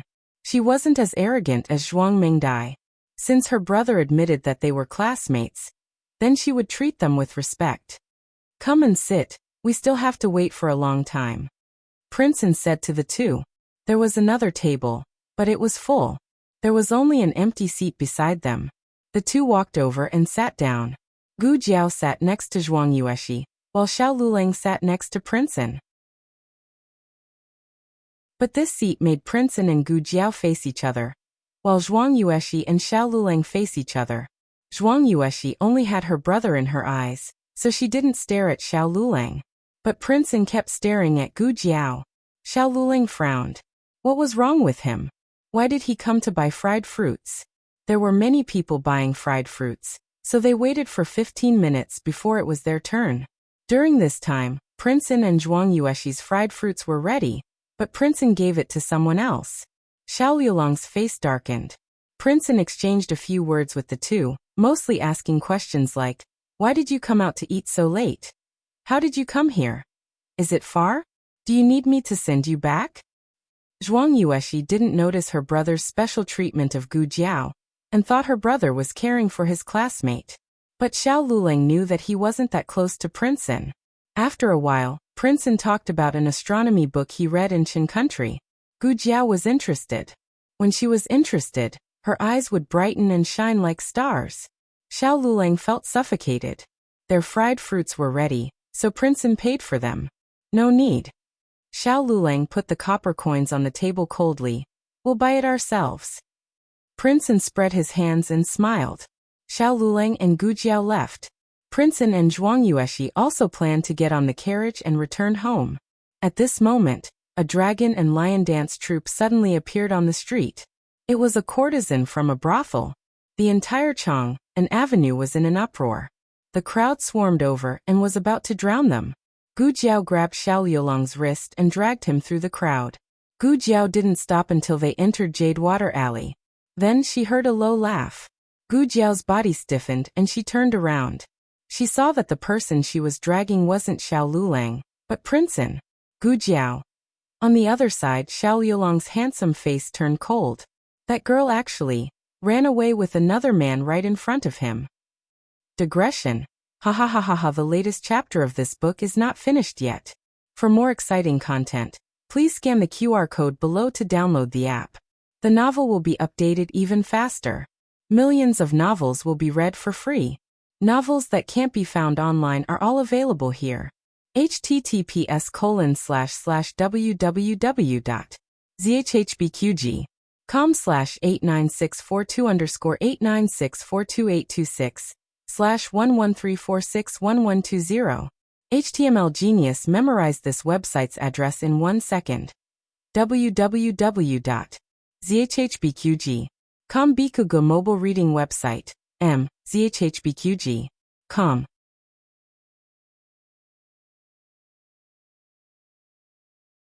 Chapter 219. The latest chapter of this book is not finished yet. For more exciting content, please scan the QR code below to download the app. The novel will be updated faster. Millions of novels will be read for free. All the novels that can't be found on the internet will be available here. This was the first time something like this had happened since the beginning of time. Even Zhuang Yuexi was stunned. What was going on? Why did her brother leave her behind and run away with another woman? That woman even had a family. In the alley, Gu Jiao looked at Prince N gloomily. You did it on purpose? You even imitated his walk. Prince N laughed. Yes, I did it on purpose. The moment he was caught, he knew she had made a mistake. She didn't walk too fast, but she carefully blocked the crowd for him. She rushed in front of him. But he didn't stop her, and even lied to her. He wanted to walk further away before he exposed himself, but he couldn't hold it in anymore. Gu Jiao's face turned black. Princeton said, "I'm your patient and you're my doctor. You can't hit me." Gu Jiao clenched her fists and controlled her temper. She ignored him and walked away. Commandery Princeton followed behind. The courtesan parade had passed, and the street had returned to its original tranquility. The two of them appeared one after another. Zhuang Yueshi lifted her dress and ran over impatiently. She held his arm and said, "Brother, what happened just now?"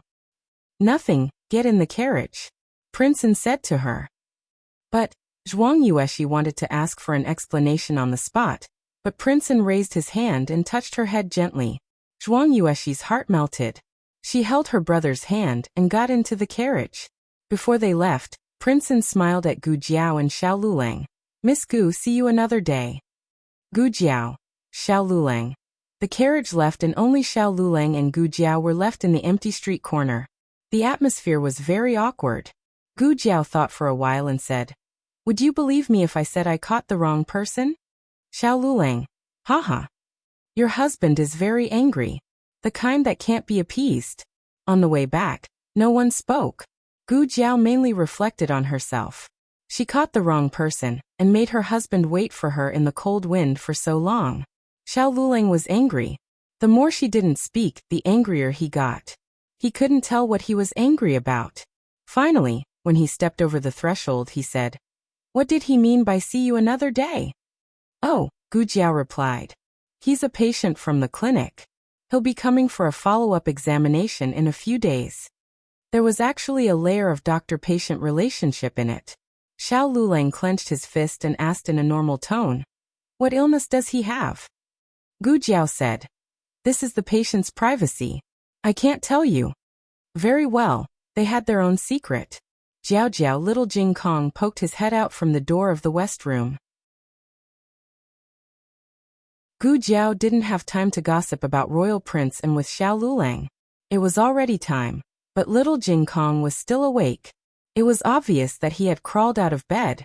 Gu Jiao walked over and picked up the little guy. She put the fried fruit on the table and held his cold feet. She stuffed him into the quilt. "Why aren't you sleeping?" Little Jing Kong was tightly wrapped up. He didn't move at all, like a well-behaved silkworm. "Jiao Jiao," Gu Jiao said. "I didn't buy candied haws, only fried fruit. Do you want to try one?" "Yes." Little Jing Kong nodded obediently. Gu Jiao took a fried fruit and fed it to him. He ate it until his mouth was covered with oil. He was so satisfied that he narrowed his eyes. "I want more," he said. "You can't eat anymore." Gu Jiao poured him a cup of hot water to rinse his mouth. "Go to sleep. You can eat tomorrow." Little Jing Kong was an obedient child. Soon he closed his eyes and fell asleep. After washing up, Xiao Lulang lay down beside the little fellow, tossing and turning restlessly. When he finally fell asleep, he had another dream. The dream was a hasty and messy one. When he finally managed to break free from the enormous shackles and opened his eyes, he found that he had returned to the Marquis estate. He was lying on a strange yet familiar bed, and in front of him was a strange yet familiar scene. There were servants standing in the room, but he had not seen them for so long that he could not remember their names. Wearing a yellow dress, Princess Xianyang walked in with a gentle expression. "Aheng, you've woken up." He stared at Princess Xinyang in a daze. Princess Xinyang sat down by his bedside and raised her hand to touch his forehead. "What's wrong? Why are you looking at mother like that? Don't you recognize your mother?" She was so anxious that she rushed outside and shouted, "Imperial physician! Quickly call for an imperial physician." The imperial physician came and checked his pulse and body. He said to Princess Xinyang, "Replying to your highness, the young marquis is fine. He should have been frightened, which is why he's like this." Princess Xinyang's eyes were filled with worry. Aheng, are you all right? Don't scare me. I already told you not to go to the court exam." "What's so good about the court exam? If you want to become an official, mother will help you. You don't need to take the imperial exam." "Court exam?"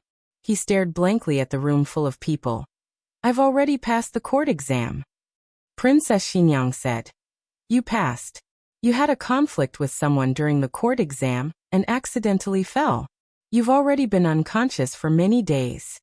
Without the fire from 4 years ago, he had grown up safely until now. Where's Jiaojiao? He asked. Who's Jiaojiao? Princess Xinyang asked. You're already married to Linlang. Don't fall in love with some other girl outside. Linlang will be sad. Jiaojiao. He lifted the blankets and got out of bed. My legs.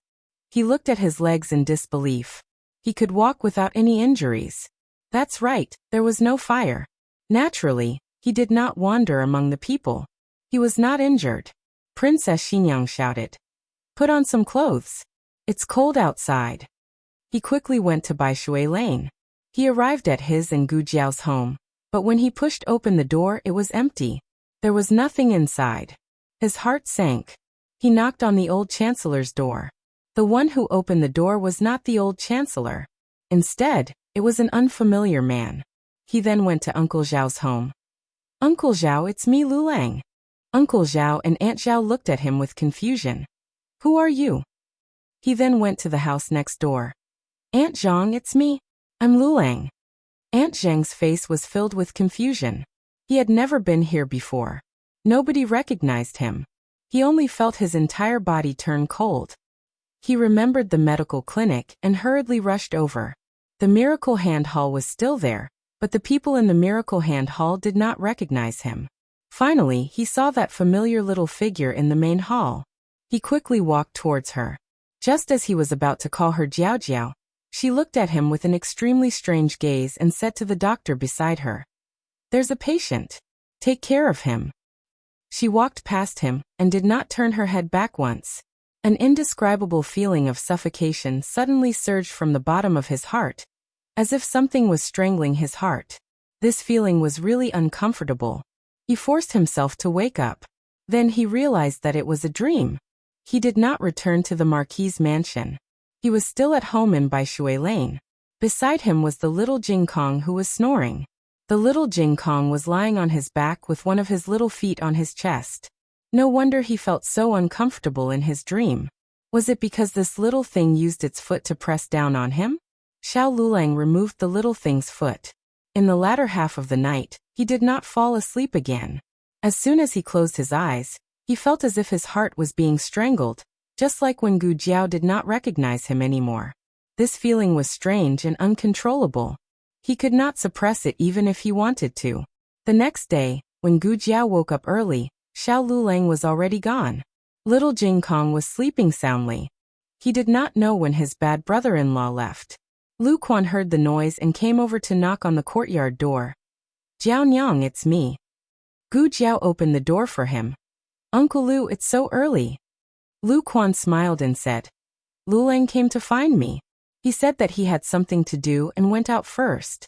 I'll send Gu Yan and the others to school in a while. I've also made breakfast. I'll bring it over now. Oh, he was gone. His family had arranged it clearly. Gu Jiao did not think much of it. Thank you. In fact, she could send them, but Lu Quan would drive. The three little men could take the carriage to school. After they went to school, Gu Jiao went to the medical center. Today, another 2 critically ill patients were discharged. It was a joyous day. Then, she did not see Xiao Lulang early in the morning. She felt that something was missing. On the other side, Marquis Gu also planned to go out. Ever since Yaoshi moved to Jadewater Lane, she was not willing to move back. With Gu Jiao blocking her, he could not beat her in a fight or steal her away. Yaoshi had listened to him in the past, but ever since she had Gu Jiao, he felt that his position in Yaoshi's heart had plummeted. This could not go on. He had to find Yaoshi alone. He had calculated the time that Gu Jiao would go to the medical center. However, he had to go to the yamen at this time. After some hesitation, he decided to skip work. Putting aside his ability to handle matters, his attitude as an official was not bad. This was the first time in his career that he skipped work.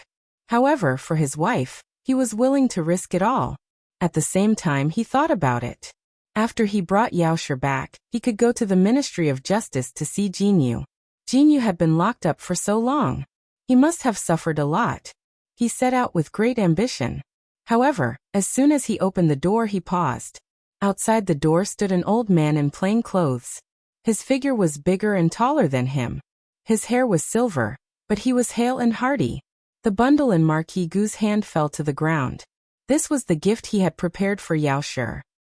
Father, father, father. Why did you come back? He was so nervous that he stuttered. The old Marquis's sharp gaze fell on Marquis Gu's face. Shouldn't you be at the yamen at this time? There was no morning court today, but the yamen was not on holiday. Marquis Gu broke out in a cold sweat. I was just about to go. The old Marquis looked at the jewelry scattered on the ground. You brought these things? Marquis Gu went from stuttering to mute. Did his luck have to be this bad? The first time he skipped work he was caught by his own father. The old Marquis had heard a basket of rumors about Marquis Ding, and on the way back to the capital, he was in a fit of anger. For Marquis Gu to be caught at this time was no different from sending himself to his death. Marquis Gu took a step back and raised his arm to block his face. My face is just fine. Marquis Gu had already set up a family. The old Marquis usually did not beat him unless he could not hold back. After a quarter of an hour, Marquis Gu's shrill screams came from his courtyard. Not far away, Huang Zhong helplessly covered his face. Sigh. Could not bear to look. In the military camp, Gu Chongqing received news that his grandfather had returned and immediately returned. At the same time, Gu Qingfeng of Qinghe Academy also heard the servant's report. What? My grandfather is back? The servant said with trepidation. That's right. Second young master, you must not run around after school. Remember to bring third young master back to the manor. Bring Gu Qinglin back to the manor? This was difficult to handle. Gu Qinglin's condition was getting worse and worse recently. Ever since Gu Qingfeng witnessed the bloody scene of the operation, he could no longer eat meat. He often mocked himself for being a monk. However, one day, a young monk really came to his courtyard. It was little Jing Kong. Gu Qinglin was recuperating in Gu Jiao's courtyard. Little Jing Kong had been coming to little Jing Kong recently, so it was inevitable that he would occasionally bump into him. Little Jing Kong did not know Gu Qinglin, nor was he clear about the grudge and relationship between him and Gu Jiao. He only thought that Gu Qinglin was an ordinary patient. Little Jing Kong was a warm-hearted child. When he saw that Gu Qinglin was unhappy and restless, he proposed to recite Buddhist scriptures for him. In the past, when I was unhappy, my master would recite Buddhist scriptures for me. After that, I would be happy. Gu Qinglin was in a daze and ignored him.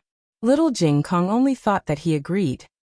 He diligently took out his little monk robe and small wooden fish, put on his Buddhist beads and monk's hat, sat cross-legged on the floor, and began to recite Buddhist scriptures for Gu Qinglin. Gu Qinglin did not react at first, but as he listened, he sat up straight. Tears flowed from his eyes, but he found peace in his heart.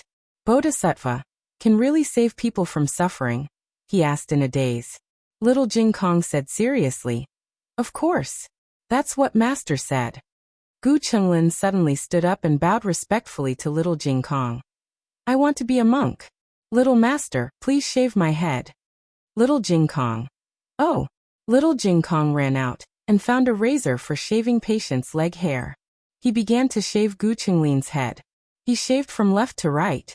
When he was about to shave the right side, Gu Qingfeng arrived. Seeing this scene, Gu Qingfeng went crazy. What are you doing?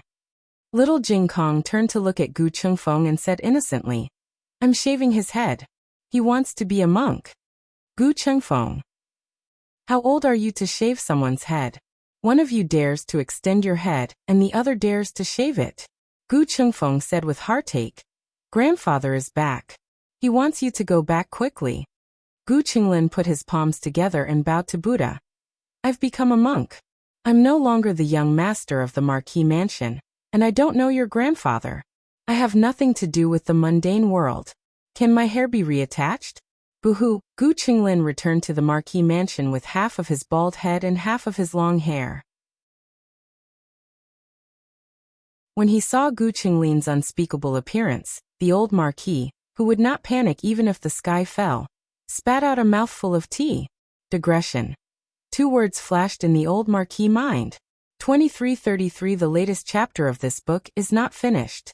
For more exciting content, please scan the QR code below to download the app. Novels are updated faster and more complete. Millions of novels are free to read. Novels with content that can't be found online are all available here. https://www.zhhbqg.com/89642_8964286/113437216. HTML Genius memorized this website's address. www.zhhbqg.com. Bkuj mobile reading website. zhhbqg.com.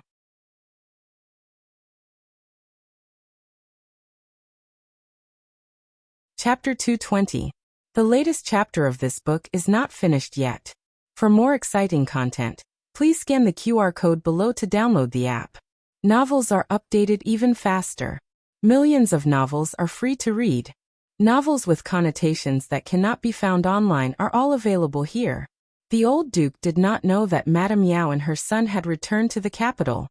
He thought that they were still at the hot spring villa, so he did not send them any news. He began to interrogate his son and 3 grandsons. What are the rumors in the capital about?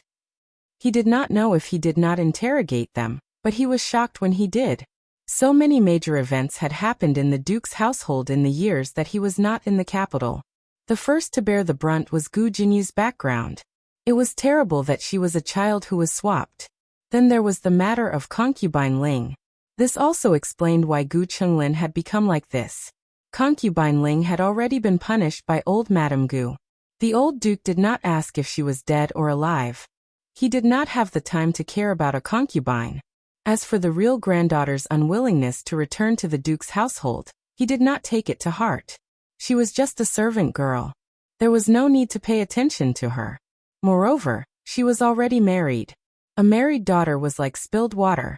She was no longer part of the Duke's household. The 4 of them did not mention that Gu Chenglin bullied Gu Yan and was beaten up by Gu Jiao. There was no benefit in saying it. They would still be beaten up. Gu Yan's body was weak and would be gone after a beating. No matter what mistakes he made, he would never be beaten. Furthermore, the ladies in the Marquis' residence were all brought up. Regardless of whether Gu Jinyu got into trouble or not, the old Marquis had never laid a finger on her. So Gu Jiao would not be beaten. But even if this was not mentioned, the Duke's household was in a mess. Those who skipped work and those who moved out moved out. If the upper beam was not straight, the lower beam would be crooked. They all had to be punished. Since Duke Gu had already beaten him, he would do it again.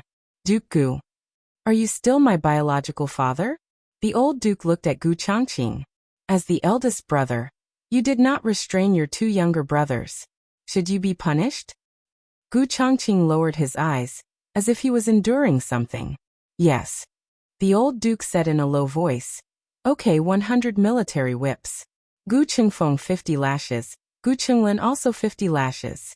Gu Changqing said, Sandy has just recovered from his injuries, he can't take the whip. I will take the punishment on his behalf. Gu Qingfeng hurriedly said, I can also accept the punishment on behalf of 3rd brother. All right, I'll add another 20 lashes to each of you. After the old Marquis said coldly, he looked at Gu Chenglin, who only had half a head of hair left. If you can withstand the remaining 10 whips, I'll let it go. If you can't, I'll just take it that I don't have a grandson like you. The old Marquis is the most ruthless. When Gu Changqing was teaching his 2 younger brothers a lesson, old Madame Gu still dared to cry, throw a tantrum, and threaten to hang herself. Under the old Duke's command, his son and grandson were whipped so hard that old Madame Gu did not even dare to make a sound. Marquis Gu was beaten black and blue. Enough. The old Marquis said. Don't beat him to death. He still has to enter the palace and ask for punishment. Marquis Gu, who had nothing left to live for. You really are my father. The old Marquis brought his son into the palace to ask for punishment from the emperor. The old Marquis knelt down and bowed, cupping his fists. It's the father's fault for not teaching her well. That girl caused such a huge disaster, and it's all because this unfilial son spoiled her. This official has brought this unfilial son here for your majesty to deal with. The emperor glanced at Marquis Gu, whose face was bruised and swollen. He had already been beaten to this state. He had no place to lay his hands on him. The emperor coughed lightly and waved his hand. Forget it. Marquis Gu is not at fault in this matter. The girl is also young and immature.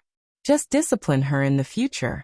As for the reason for Gu Jinyu's punishment, the official explanation given was still that she had broken the imperial jade seal, and had also committed the crime of deceiving the emperor. As for whether it was the bellows deceiving the emperor, or the glutinous rice mortar deceiving the emperor, the officials did not specify in detail. But the more it was like this, the easier it was to achieve the effect of killing two birds with one stone. Now, even if there was no evidence of the bellows, there were many people among the people who said that Gu Jinyu had falsely claimed the credit for the bellows.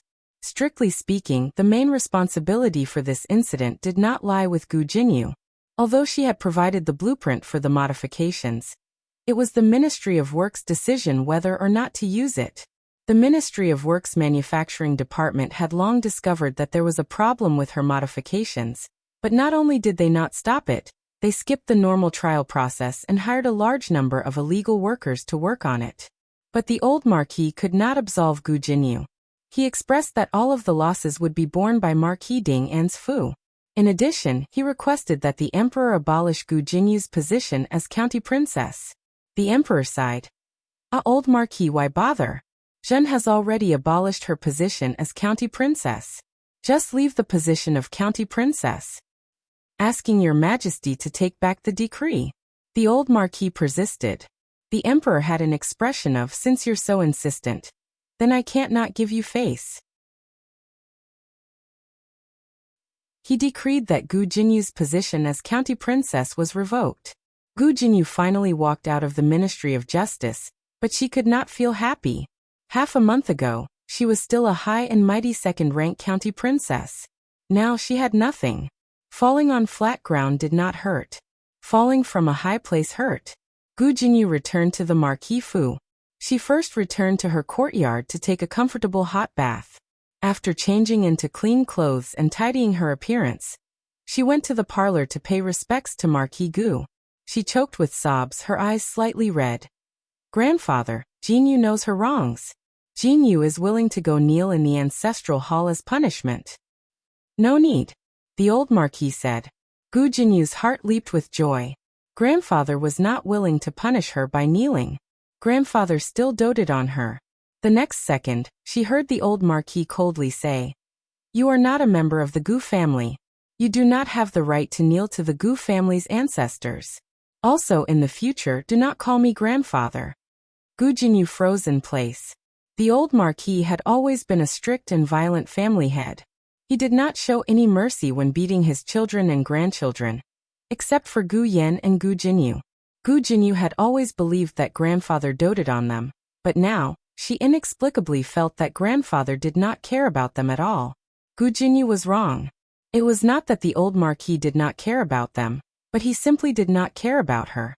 The old Marquis doted on Gu Yan. Otherwise, he would not have given Gu Yan 2 secret guards. Even Gu Chengfeng and Gu Qinglin did not have them. The old Marquis was a classic example of favoring boys over girls. He did not dote on his biological granddaughter, much less his biological granddaughter. After settling the matters in the residence, the old Marquis once again entered the palace. The news of the old Marquis's return to the capital quickly swept through the capital. Almost everyone knew that the once all-powerful old general had returned. But so what if he had returned? He had long handed over his military power, and the Gu family army had also been incorporated into someone else's command. Gu Jiao had always paid no attention to outside matters. She did not know that the old Marquis had returned. She was checking the medicine sent from the factory. This was the second batch of medicine custom-made for the military camp. She checked a few bottles. There was no problem with the quality. "I don't have anything to do today. I'll deliver it." She also wanted to deliver something to Xue Ningxiang's brother-in-law, Zhou Erzwang. Because she was delivering the medicine, Gu Jiao was able to enter the military camp. The soldiers had just finished practicing martial arts, and were currently sitting in an open space to rest. The air was filled with the smell of sweat and weapons. It was a smell that she was familiar with from her previous life. Gu Jiao did not look at it too much. She rode a carriage to the medical officer's tent. The one who received her was a medical officer surnamed Lu. Gu Chongqing had already greeted him a few days ago. Medical officer Lu was very polite to Gu Jiao, but he was also nervous and cautious as he said, "Don't run around in a while. Wait for me to finish testing the medicine before leaving." This morning, they had received news that an important person was coming to the military camp. This important person's status was too high. Even Marquis Xianping, who had not appeared for half a year, was called to the military camp. Marquis Xianping was still angry after waking up. He sat in the carriage for the entire journey and refused to get off. "You with the surname Ran, I think you don't want to work anymore." General Ran stood beside the carriage and cupped his hands. He respectfully bowed and said with a smile, "Marquis has wronged this official. How could this official dare to disturb Marquis's beautiful dream? Isn't this?" As he spoke, he looked around and took a step forward. He leaned close to the window and whispered, "Someone from the palace is coming. The general is afraid that he won't be able to handle the situation. So he told this official to invite Marquis over no matter what. Half of the Gu family's army is here. Ordinary people won't be able to handle them. Marquis, you really have to come out." Marquis Xianping said indifferently, "Why would this Marquis come out?" General Ran embarrassedly opened the curtain. "Marquis, get off first. It's very stuffy in the carriage. This official has prepared good wine and dishes for you. I'll bring them to you in a while." It was indeed stuffy in the carriage. Marquis Xianping got off the carriage with a cold expression. General Ran continued, "It's not a big deal. The general's meaning is, in a while, you can lead the soldiers to practice. It's best to line them up and set up a formation. The more impressive it is, the better. I'll call everyone out. What's the point of making such a big scene? His Majesty doesn't understand." Marquis Xianping rolled up his sleeves and said indifferently, "It's just a blind thing." The Emperor and the old Marquis had just gotten off the carriage when they heard this rebellious sentence. The old Marquis, the Emperor. The latest chapter of this book isn't finished yet. For more exciting content, please scan the QR code below to download the app. Novels are updated even faster. Millions of novels are free to read. Novels with connotations that can't be found online are all available here. https://www.zhhbqg.com/89642_896426/113434215. HTML Genius remembers this website's address in a second. www.zhhbqg.com Biku Pavilion's mobile reading website. zhhbqg.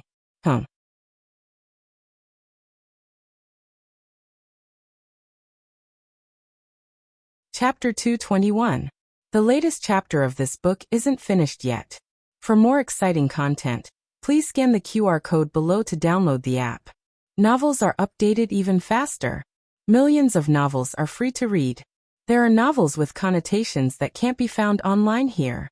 The Emperor felt that if he died one day, it would be because he was angered to death by Xiaoji.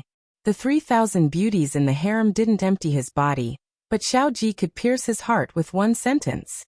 The Emperor immediately pulled a long face. The old Marquis's face also sank. This Marquis Xianping was a modest gentleman when he didn't speak, but when he spoke, he was simply a hooligan. Marquis Xianping turned his head and saw the Emperor's group. His handsome face didn't have the slightest bit of panic or guilt from being caught. He turned around, cupped his hands and calmly and elegantly bowed. "This subject greets your Majesty." To be honest, even civil officials didn't bow as elegantly as him. The Emperor's heart was in turmoil. Even the most beautiful concubines didn't make his mood fluctuate like this. When General Ran heard "Your Majesty," he was scared out of his wits. He hurriedly turned around and bowed deeply. The old Marquis was standing next to the Emperor, but the old Marquis was wearing a mask, so General Ran didn't recognize him. General Ran's heart was also in turmoil. Was it really that exciting? Did His Majesty hear the conversation just now?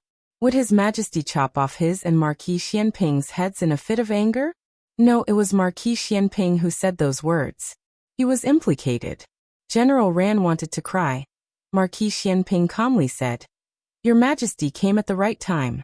This subject was just about to train the troops. Would Your Majesty like to watch?" The Emperor's eyes were cold. I don't understand." Marquis Xianping smiled faintly. The experts see the skill, while the laymen see the excitement. The Emperor. Sooner or later, he would be angered to death by this guy. The Emperor and Marquis Xianping were related by marriage. He married Marquis Xianping's sister, and Marquis Xianping married his sister. The Emperor would often wonder, how did he end up with this fellow as his brother-in-law? He came with the old Marquis today to watch the troops train. He took the old Marquis to the observatory. When the old Marquis and Marquis Xianping's lips. "Old monkey." The old Marquis trembled. "Damn it, I want to beat him to death." The old Marquis was so angry that he cursed in his heart, and his mask was almost crooked. The two of them went up to the observation deck, and all the soldiers in the barracks were called to the field. There were a total of 8 large and small military camps in the capital. The original Gu clan army had been assigned to different military camps. Among them, the Tiger Mountain camp had the most Gu clan army. Hushan Barracks was the territory of the Great General of Flying Cavalry. In his early years, the Great General of Flying Cavalry did not get along well with the old Marquis. If the Gu army fell into his hands, the consequences could be imagined. All these years, the Gu army had been tortured by him. Everyone gritted their teeth and did not cause any trouble. It was mainly because of what the old Duke had said. "You are the Gu army, but you are not loyal to me or any general. You are loyal to the Emperor of Zhao country. You are protecting the citizens of Zhao country, including your family and mine." Yes, they were also guarding their own families and the old Marquis's family.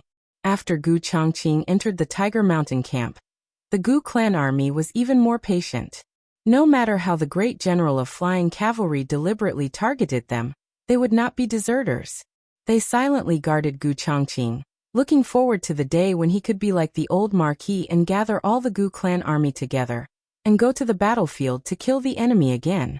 It was just that Gu Chongqing's days in the barracks could not be considered comfortable. He had been injured the most, so it was impossible to say that he was not targeted. Why did he invite Marquis Xianping over today? Wasn't it because the Great General of Flying Cavalry was worried that once he appeared, the Gu clan army would be filled with hostility and make the situation too ugly? All the soldiers, including the Gu clan army, were lined up neatly. Marquis Xianping mounted his horse and began the day's roll call. The moment he put on his armor and helmet, his entire person's aura became strong in an instant. He was flamboyant, domineering, and arrogant. No one paid attention to the handsome face under the helmet anymore. They were all shocked by the murderous aura in his eyes. Golden spears and armored horses. One person could fight against thousands of soldiers and horses. This was a man born for the battlefield. He had 9 deaths and 9 deaths. He had won battles and also suffered defeats. He could afford to lose, but when he won, he never flinched. The Emperor's blood boiled as he watched, and he wished he could go to war. Alas, forget it, I won't punish him. The old Marquis looked at the Gu clan army that he had brought up single-handedly with a complicated expression. The Emperor forcibly withdrew his attention, which had been attracted by Marquis Xianping, and turned to ask the old Marquis, "Does the old Marquis regret that I handed them over to the Great General of Flying Cavalry?"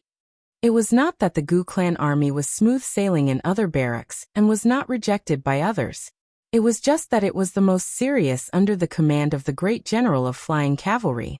Even Gu Chongqing had suffered many losses and sufferings. The old Marquis sighed and said, "They are the sons of Zhao country. The sufferings they suffered today were for your Majesty's great cause. I have no regrets, and they have no regrets." Only when they were assigned to the Great General of Flying Cavalry, who was the most difficult to deal with, could it show that the Emperor was deliberately making things difficult for the old Marquis. Only then would the old Marquis have enough reason to be bitterly disappointed with His Majesty. If he broke off with His Majesty, No one would suspect that he continued to secretly work for His Majesty. The emperor also sighed and said, "Then I will find an opportunity to transfer Chongqing to the front of the emperor. I heard that he was accidentally injured during training last year. This kind of situation is not uncommon." Even if he knew that Gu Chongqing would not complain to Marquis Gu, the emperor did not deliberately gloss over things. A trace of complexity flashed through the old marquis's eyes. The battlefield is far crueler than the barracks. If he can't even withstand this setback, how can he lead troops to war in the future? Your Majesty and I are well aware that the war will definitely start. Yes, there would be a war. That day would come sooner or later. Now, every additional bit of training would increase the possibility of survival on the battlefield. No matter how much the great general of flying cavalry targeted Gu Chongqing, he would not brazenly take his life. The enemy was the one who would not show mercy. At this point, the emperor could not say anything more. After the training was over, the emperor and the old marquis walked down from the observation platform. Thinking of something, the emperor said to the old marquis, "By the way, there is something I forgot to congratulate the old marquis. Chongqing has broken through to the 13th level." These words were said without rhyme or reason, but the old marquis immediately understood. That was the 18 Arhats formation he had set up in the cave behind the mountain in his early years. There were 18 levels in total, and each level was more dangerous and difficult than the last. So far, the best result was Gu Chongqing. He had broken through to the 13th level last month. The nephew of the great general of flying cavalry was close behind, and had broken through to the 12th level. It was said that he had been practicing well recently, and was planning to break through to the 13th level as well. There were some slight changes made inside, and increased the difficulty. "Does the old marquis want to take a look?" the emperor asked. The old marquis cupped his hands. Yes. In the medical officer's tent, Dr. Liu was diligently inspecting the medicine sent by Gu Jiao. The inspection of medicine in the military camp was very strict. Today, the other medical officers were not present, so he would not be able to inspect it so quickly by himself. Gu Jiao sat in the military tent, bored to death. It was quite embarrassing for a girl to be alone in a room with a man like him. Dr. Liu smiled and said, "Miss Gu, please sit for a while. If you are really bored, you can go outside for a walk. Remember not to go too far, and do not go beyond the tent in front." If it was someone else, Dr. Liu would not be so considerate. But who asked him to be someone Gu Chongqing had greeted before? Gu Chongqing did not say that she was his sister. Perhaps it was because the cold-faced Yama had personally come out to greet her that the relationship between the two was not simple. As for how complicated it was, Dr. Liu did not gossip about it. Gu Jiao was not the most uncomfortable person in the military tent. Instead, it was the man Dr. Liu. Gu Jiao had observed his awkward demeanor several times. If this went on, who knew how long it would take for the medicine to be finished? She still had to go back to the Imperial College to pick up Xiao Lulang and little Jing Kong from school. As this thought flashed through her mind, Gu Jiao decided to go out for a walk, so that Dr. Liu could concentrate on improving his efficiency. Tiger Mountain Barracks was next to a mountain, and that mountain was called Tiger Mountain. That was how it got its name. Dr. Liu only said that she was not allowed to walk past the tent in front, but did not say that she could not go to the back of the mountain. She did not go too far and just strolled for a while. Unexpectedly, she accidentally saw a gray fat rabbit. It was very cute. Gu Jiao had nothing to do, so she grabbed the rabbit. Although the rabbit was fat, it did not have good reflexes. She was not careful and let it go into the grass. "Oh, little thing, you run away quite fast." Gu Jiao chased after it and chased it into a cave. At first, she thought it was an ordinary cave, but the more she walked, the more spacious it became. Something was wrong. On the other side, the emperor and the old duke came to the entrance of the 18 Arhats formation. The entrance was no different from an ordinary cave. Usually, there was no one guarding it because there was nothing valuable inside. There were only traps that could kill people. The soldiers in the barracks knew the key points, so they usually would not come here. Today, the emperor was coming, so a guard was arranged at the last minute. The guard just went to the toilet, and returned to his post to find the emperor leading his masked subordinate over. "I'm so lucky." The guard secretly broke out in a cold sweat. The guard saluted the emperor with his hands folded. The emperor waved his hand, indicating that he should retreat to the side. The guard tactfully retreated. The emperor said to the old duke, "The array that was left in the past has not changed, but some hidden arrows have been added. It is more difficult to break through than before." "Was it General Piachi's idea?" the old duke asked. "Yes." The emperor sighed. "It was added the day before Chongqing went to break through. There was no one else who could use such a method to deal with Gu Chongqing." The old duke did not say anything. It was the emperor who spoke.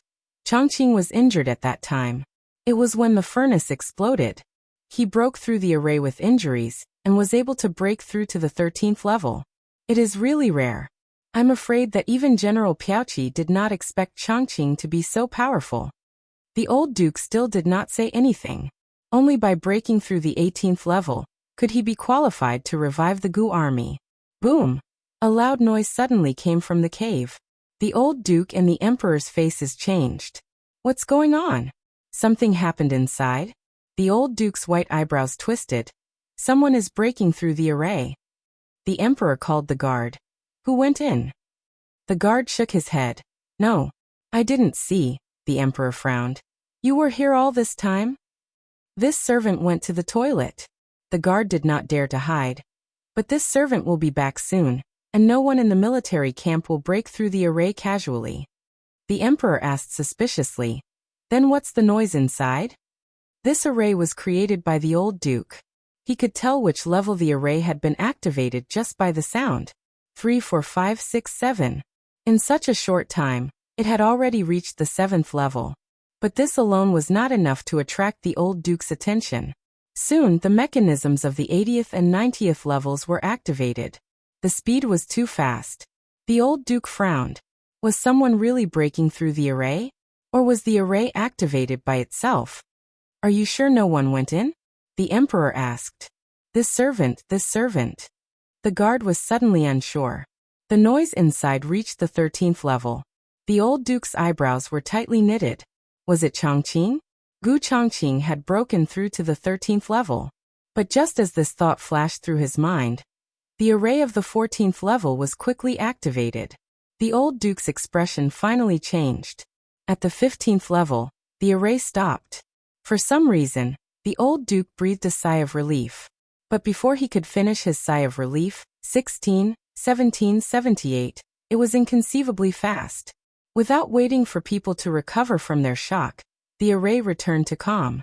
The array only had one entrance and one exit. Only after breaking through the 18th level could one leave from the exit. Otherwise, one could only return to the entrance. The old duke let the guard go around to the back exit to take a look.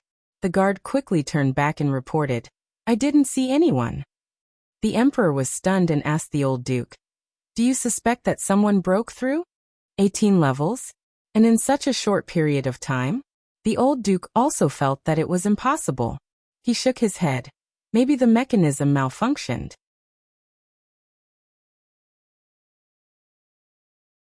"I'll get someone to fix it later."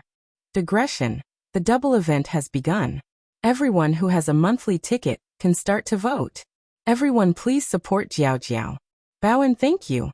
The latest chapter of this book is not finished. For more exciting content, please scan the QR code below to download the app. Novels are updated faster. Millions of novels are free to read. Novels with connotations that can't be found online are all here. https://www.zhhbqg.com/89642_8964286/113404184. HTML Genius remembered this site's address in a second. www.zhhbqg.com Bikugo mobile reading website. zhhbqg.com.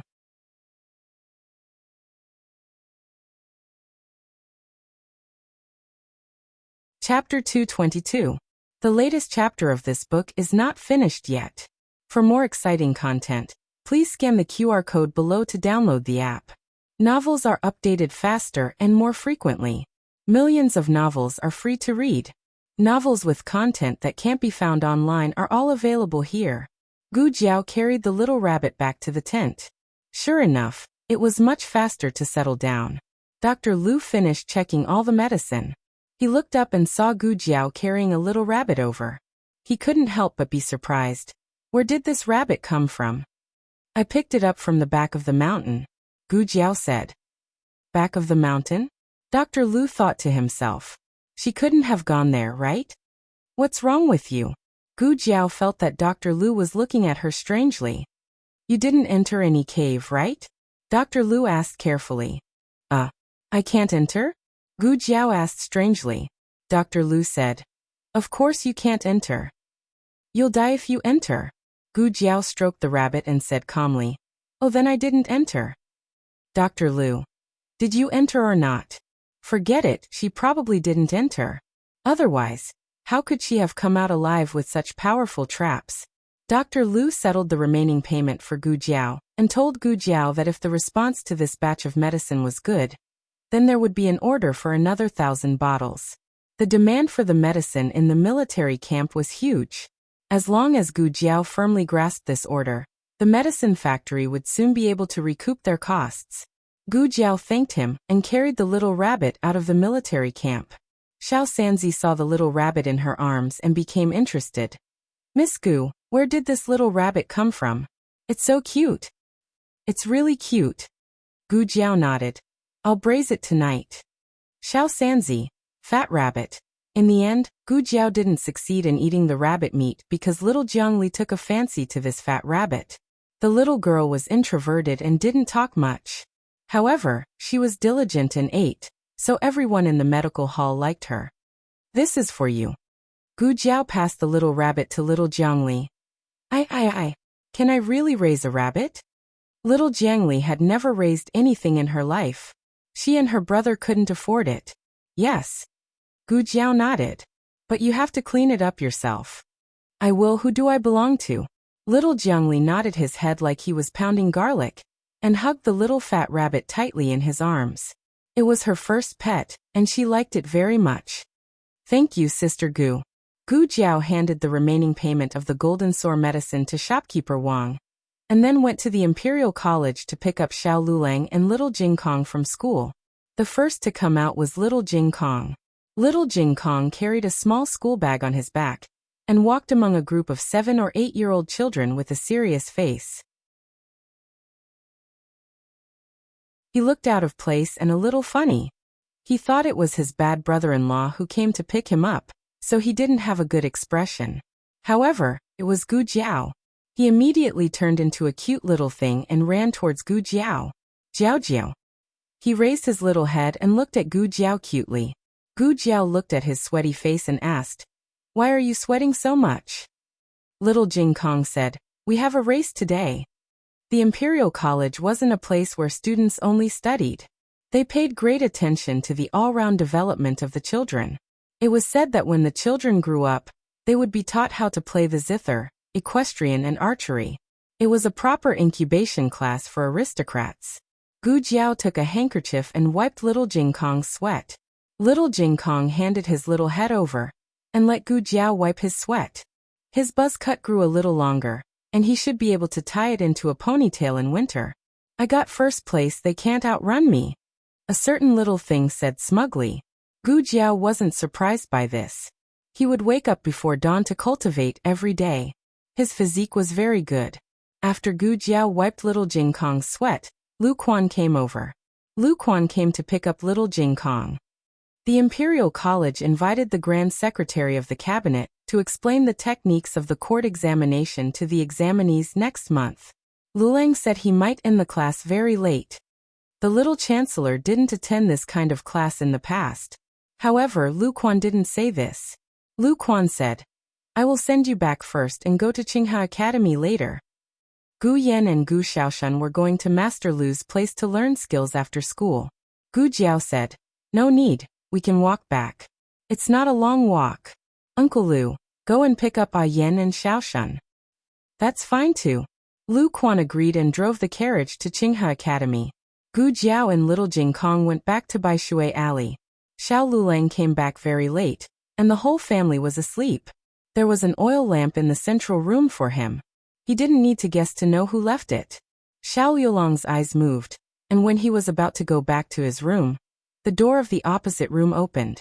Gu Jiao walked out in a plain set of pajamas. "Are you hungry? I left some food for you. I'll go heat it up." "I'm not hungry," Xiao Lulang said. "I've eaten." He planned to go in just like that, but after a pause he couldn't help but ask her, "It's so late, why are you still awake?" "I'm waiting for you," Gu Jiao said. The sudden straightforwardness made Xiao Lulang's heart feel like it was being rubbed by something. Xiao Lulang looked at her thin body in pajamas, composed himself and said, "It's cold outside, you should go back to your room and sleep. I'll sleep soon too." "Are you still angry with me?" Gu Jiao tilted her head and asked. "No," he said. "I'm not angry." Gu Jiao said, "Oh, but didn't go back to her room." Instead, she stood at the door and looked at him with innocent eyes. Knowing that she was playing tricks, Xiao Lulang's heart suddenly softened. He surrendered, opened his mouth and said softly, "I think I'm a little hungry." Gu Jiao smiled. "I'll heat up the food for you." Xiao Lulang looked at her thin pajamas, hesitated, and said, "Put on some clothes." "Okay." Gu Jiao went back to her room and put on a coat, then went to the kitchen to heat up the food. She had put it aside for him before dinner. There was cornmeal soup, steamed bread, braised pork ribs, and a few cold dishes. Gu Jiao also boiled a few pieces of vegetables. Xiao Lulang sat down to eat. Gu Jiao sat across from him, resting her chin on her hands and resting her elbows on the table, looking at him. So beautiful. It wasn't the first time Xiao Lulang was looked at by her. This girl's eyes were really more open than his. The room was very quiet. Ever since the family members grew, he rarely ate alone with her like this. It was as if they had returned to the past. After Xiao Lulang finished his dinner, his stomach and body warmed up. The two cleaned up the dishes and went back to their rooms. Before entering the room, Gu Jiao turned around and asked him again, "Are you really not angry?" Xiao Lulang took a deep breath and said stubbornly, "I'm not angry." Gu Jiao had a big heart. She believed him when he said he wasn't angry. Gu Jiao said, "I wanted to make it up to you, but since you're not angry then forget it." Xiao Lulang, "Wait, how are you going to make it up to me?" He felt like he had missed out on something. "See you tomorrow." Gu Jiao entered the room. Xiao Lulang. The workload at the Imperial College had increased recently. At first, Xiao Lulang didn't want to skip classes, but later on, he couldn't even if he wanted to. The emperor attached great importance to the court examinations, and sent many ministers to pass on knowledge to the examinees. Even though the court examinations didn't eliminate people, and only examinees entered as grand scholars, who would want to be a grand scholar? They were all aiming to become grand scholars. As the court examinations approached, the atmosphere at the Imperial College became tense again.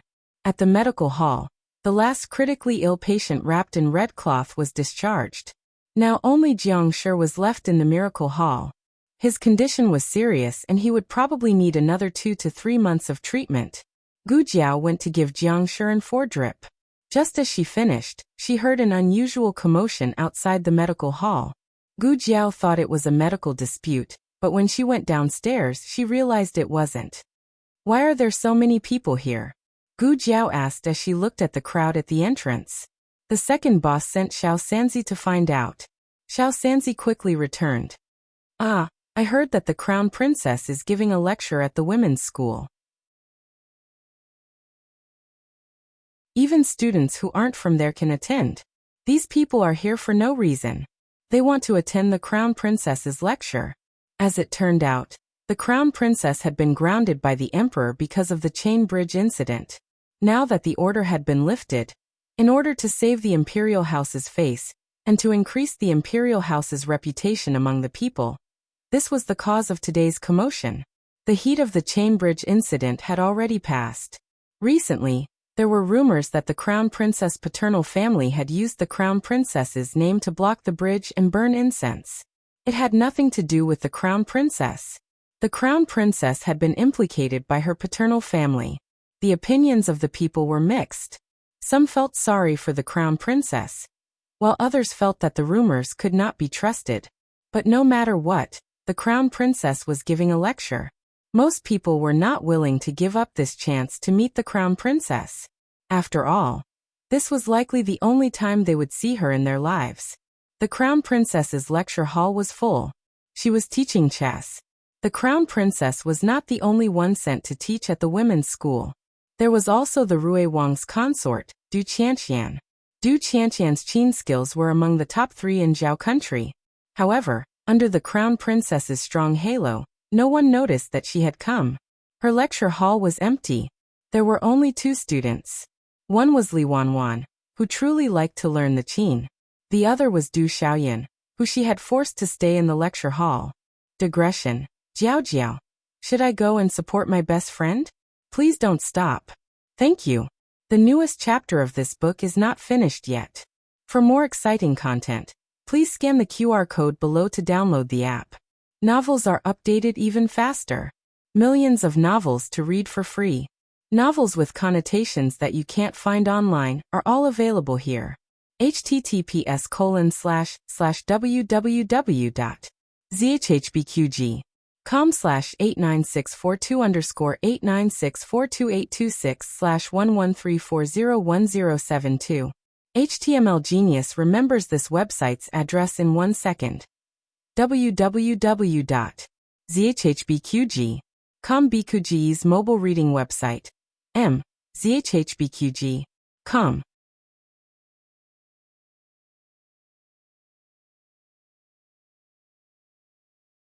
Chapter 223. The newest chapter of this book is not finished yet. For more exciting content, please scan the QR code below to download the app. Novels are updated even faster. Millions of novels are free to read. Novels with content that can't be found online are all available here. Du Xiaoyan wanted to slip away. Consort Rui Wang sternly shouted, "Stop right there." Du Xiaoyan's scalp tightened as she obediently sat back down in her chair. Du Xiaoyan was worried to death.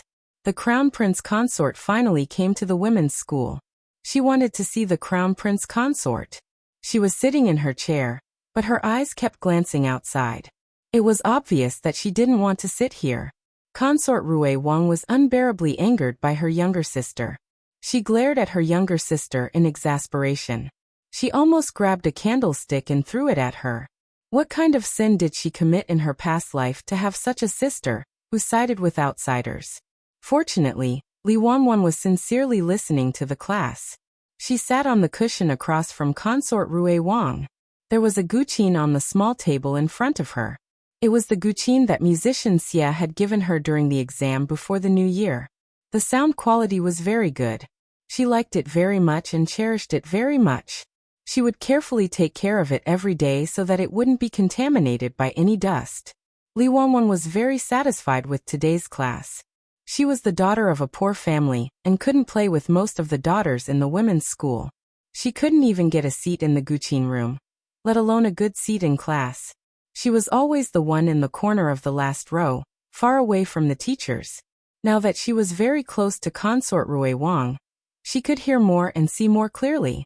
Consort Rui Wang's anger from her younger sister finally dissipated a lot because of the good student Li Wanwan's serious request. She began to properly teach Li Wanwan. That's right, she only taught Li Wanwan. Du Xiaoyan, that girl, was in Cao Cao's camp but her heart was elsewhere. She couldn't listen to anything. Consort Rui Wang wasn't in a hurry to start the class. Instead, she first had Li Wanwan play a song to understand Li Wanwan's level.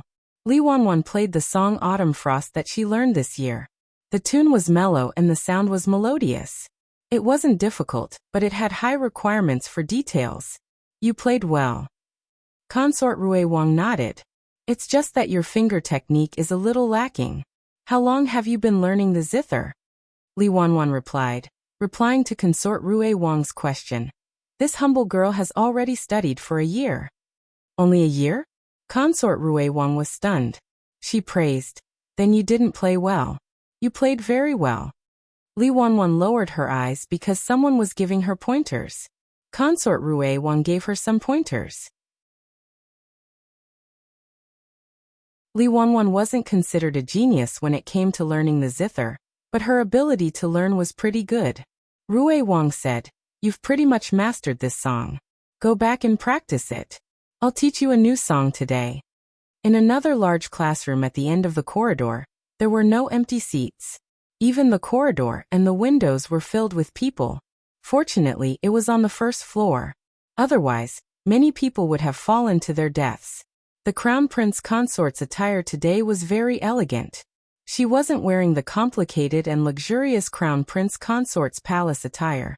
Instead, she was wearing a white immortal dress. Her ethereal aura made her look like an otherworldly fairy. There was a cinnabar mole between her eyebrows. It didn't make her look coquettish. Instead, it made her look even more beautiful and beautiful. When she sat there, she looked like a master's landscape painting. The classroom was very quiet. No one dared to make a sound for fear of disturbing her. There was a wall-mounted chessboard in the classroom. She personally set up a chessboard. This is a chessboard set up by old Mr. Meng. Old Mr. Meng was the most famous chess master in the Six Nations. The chessboard he set up was reputed to be one of the most difficult to solve in the Six Nations. Everyone couldn't help but sigh with emotion. As expected of the Crown Prince Consort, she set up such a formidable chessboard. It looked like their trip today wasn't in vain. "Crown Prince Consort, do you know old Mr. Meng's chessboard?" a bold daughter asked. The Crown Prince Consort smiled. Before she could speak, a female official beside her said, "Crown Prince Consort knew how to solve it when she was 13. Gasps could be heard in the classroom. How terrifying was her ability to solve old Mr. Meng's chessboard at the age of 13. Actually, it's not difficult to solve this chessboard. The Crown Prince Consort pointed at the chessboard and started her explanation. After the lesson, everyone learned a lot. In the future, no one would dare to underestimate their chess skills. After all, they were the ones who could solve old Mr. Meng's chessboard. The Crown Prince Consort said warmly, "I'm teaching everyone how to solve this chessboard to tell everyone that chess skills aren't difficult. As long as you put your heart into it, you can solve any chessboard in the world. But at the same time, I hope everyone can understand a principle. I started learning chess when I was 2 years old. True chess skills don't have any shortcuts. You can't make rapid progress. You need to practice hard every day." These words were no different from admitting that she wasn't a genius girl. Everything she had was the result of her hard work. Admitting her inadequacies didn't make people roll their eyes at times.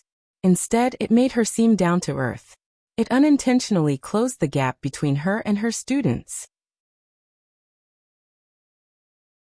"As long as I work hard, can I be as outstanding as the Crown Prince Consort?" another noble daughter asked. The Crown Prince Consort smiled warmly. "Everyone has their own excellence. Your hard work will make you even more outstanding." Heavens, what kind of Crown Prince Consort was this? Wasn't she too humble? Where did those rumors about her occupying the cable bridge and not allowing the common people to pass come from? That was too deranged. It was clearly her maternal family who did it. She was just implicated by her maternal family. The effect of this lesson was obvious. If everyone only believed the Crown Prince Consort 50 to 60% in the beginning, it was 80 to 90% now. Also, the Crown Prince Consort looked outside the door and said softly, "The classroom is full. It seems that no one can come in." Actually, Consort Rue Wang also came here today to teach everyone. Her Guqin skills are above mine. Girls who want to learn the Guqin can go listen to Consort Rue Wang's lesson. No, we only want to listen to your lesson." Consort Rue Wang and the Crown Prince Consort didn't get along for a day or two. Consort Rue Wang would be jealous of the Crown Prince Consort every few days, but the Crown Prince Consort never argued with her. Now she was even helping her pull in more students. Too considerate. What reason did they have to not like, love, or be fans of this kind of Crown Prince Consort? In the second lesson, there really were a few noble daughters who went to Consort Rue Wang's classroom. Consort Rue Wang thought that it was her Guqin that attracted them, so she worked hard in class as if she was on steroids. In the end, she asked after class. "It was the Crown Prince Consort who told us to come over." Consort Rue Wang's face instantly darkened. Consort Rue Wang hugged her Guqin case aggrievedly to Gu Jiao's place to seek comfort. Perhaps because she was too engrossed in complaining, she actually left her Guqin in Gu Jiao's courtyard when she left. In the afternoon, Royal Prince An came to the medical center. He came to check on his eyes. Gu Jiao brought him to the consulting room and gave him a checkup as usual. She was calm and collected from the beginning to the end, as if the awkwardness that night did not happen between them. Gu Jiao was already relieved. She would not take this kind of thing to heart. Royal Prince An smiled bitterly. He was really the only one who cared about it. How do you feel? Gu Jiao asked. Much better. Royal Prince An said with a smile. He was not being polite. It was indeed much better. He didn't feel much after taking it for the first 3 nights, but from the 4th night onwards, he realized that he could feel a trace of light. God knew how long he had been tortured by this illness. Any of his weaknesses could bring fatal disaster to himself, so he had been walking on thin ice all these years. Gu Jiao nodded. Continue to take the medicine and change your diet. Eat more internal organs. Royal Prince An didn't like to eat those, but since she said it, then he would listen. Okay. Gu Jiao looked at him. Did you catch a cold? His voice didn't sound right. Royal Prince An smiled and said, I can see the light at night. I was so happy that I went to sit in the courtyard for a while. Not in the courtyard, but on the roof. It was hard for others to understand the joy of almost regaining his sight. Your hand. Gu Jiao pointed at the pulse pillow on the table. Royal Prince An put his hand on it obediently. Gu Jiao checked his pulse and took back her hand. It's not serious.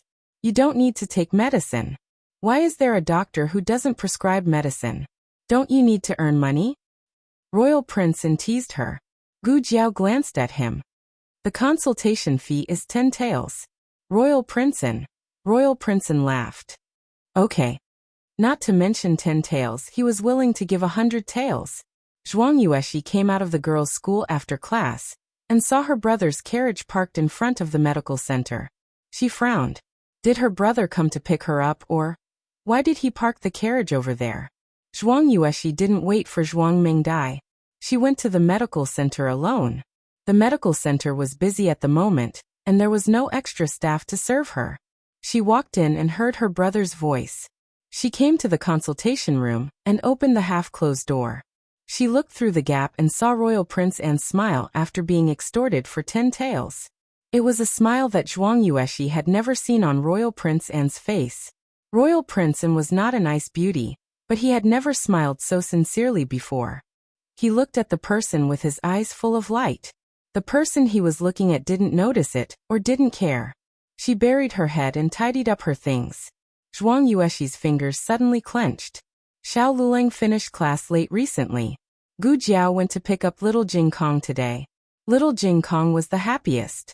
He was the first to rush out of the classroom and ran to the gate like a little whirlwind. Jiao Jiao. He was sweating all over again. Gu Jiao wiped his sweat. Were you good today? Good. I'm the best. Little Jing Kong said seriously. Really? Gu Jiao held his hand. What did you learn today? Little Jing Kong held Gu Jiao's hand and skipped forward. I learned the Analects of Confucius and arithmetic today. Did you learn everything? Gu Jiao asked softly. Little Jing Kong patted his chest. Of course. I'm not as stupid as my brother-in-law. Gu Jiao corrected him. Your brother-in-law is not stupid. He's very smart. Little Jing Kong seriously doubted the intelligence of his bad brother-in-law. Why was he always the last in the exam if he was smart? The two talked happily as they crossed the street and came to a shop. They walked past a few shops and turned into Bishui Alley. Before they took 2 steps, Gu Jiao's ears suddenly moved. She grabbed little Jing Kong and lifted him up. Then she took a big step to the side. Bang! A huge flower pot smashed into the place where they were just standing. It was smashed into pieces and mud and flowers splashed all over the ground. Little Jing Kong opened his eyes wide. Gu Jiao hugged him with one hand and covered his head with the other. She didn't let him see and let him lie on her shoulder. She looked at the window coldly and said softly, It's okay. I fell down by accident. Gu Jiao didn't chase after them. She carried little Jing Kong all the way home. Gu Jiao went home. On the other hand, the crown princess, who had been teaching Go at the girls' school all day, also returned to the imperial palace. She first went to the cunning palace to greet Empress Xiao and report the teaching situation. Noble consort Zhuang was also there. Greetings to imperial mother and consort mother. Strictly speaking, she didn't need to salute noble consort Zhuang. However, noble consort Zhuang was the birth mother of the eldest son of the emperor. Her status was incomparable to that of an ordinary concubine. Besides, the Zhuang family was very powerful. Noble consort Zhuang was almost on the same level as Empress Xiao in the harem. Noble consort Zhuang smiled. Empress Xiao asked, "Come and sit down. I heard that consort Rui Wang left at noon. Why did you come back so late?" The crown princess sat down beside Empress Xiao and explained softly, "There were too many students, so there were 2 extra classes in the afternoon." How could Empress Xiao not know that there were extra classes? She asked this extra question just to show off in front of noble consort Zhuang. Empress Xiao sent the crown princess to teach at the girls' school. Noble consort Zhuang didn't want to benefit the crown princess alone, so she asked consort Rui Wang to teach at the girls' school. As a result, few people went to consort Rui Wang's class. Wasn't this asking for humiliation? Empress Xiao took the crown princess's hand with satisfaction and patted the back of her hand intimately. "I just received the news that the envoys of the Liang state are coming. His Majesty is going to hold a welcome banquet for them. His Majesty appointed you to hold it." If the palace banquet was held by the crown princess, then the task of receiving the envoys would most likely fall on the crown prince. The eldest prince and His Majesty had made Empress Xiao envious of them. Now they had turned the tables. It was all because of her capable Linlang. Noble consort Zhuang rolled her eyes and smiled calmly. It turns out that His Majesty appointed the crown princess to hold the palace banquet? That's great. The crown princess's ability is obvious to all. Unlike consort Ning and consort Rui Wang, who are clumsy and can't do anything. If they go, they will only make trouble. It's better to stay in the mansion and take care of the fetus. The crown princess's expression froze slightly. Empress Xiao pinched her handkerchief and suppressed the sudden anger. She said to the crown princess, "Noble consort Zhuang came here to tell me the good news. Consort Ning is also pregnant." At the mention of this, Empress Xiao felt as if her heart was being stabbed. It was fine that consort Rui Wang was pregnant. But how come consort Ning was also pregnant in just a few days? Consort Ning was already pregnant for the 3rd time. The first 2 were all daughters and His Majesty didn't think highly of them. But if this baby was a boy, the eldest prince's position in His Majesty's mind would be even more unshakable. His Majesty had very deep feelings for his eldest son. When noble consort Zhuang gave birth to the eldest prince, His Majesty was only a little prince.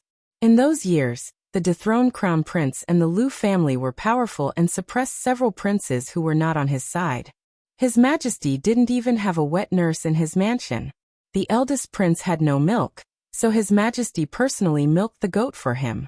His Majesty raised the son carefully, so even if he didn't get along with the Zhuang family and had a cold relationship with noble consort Zhuang, he never neglected his eldest son.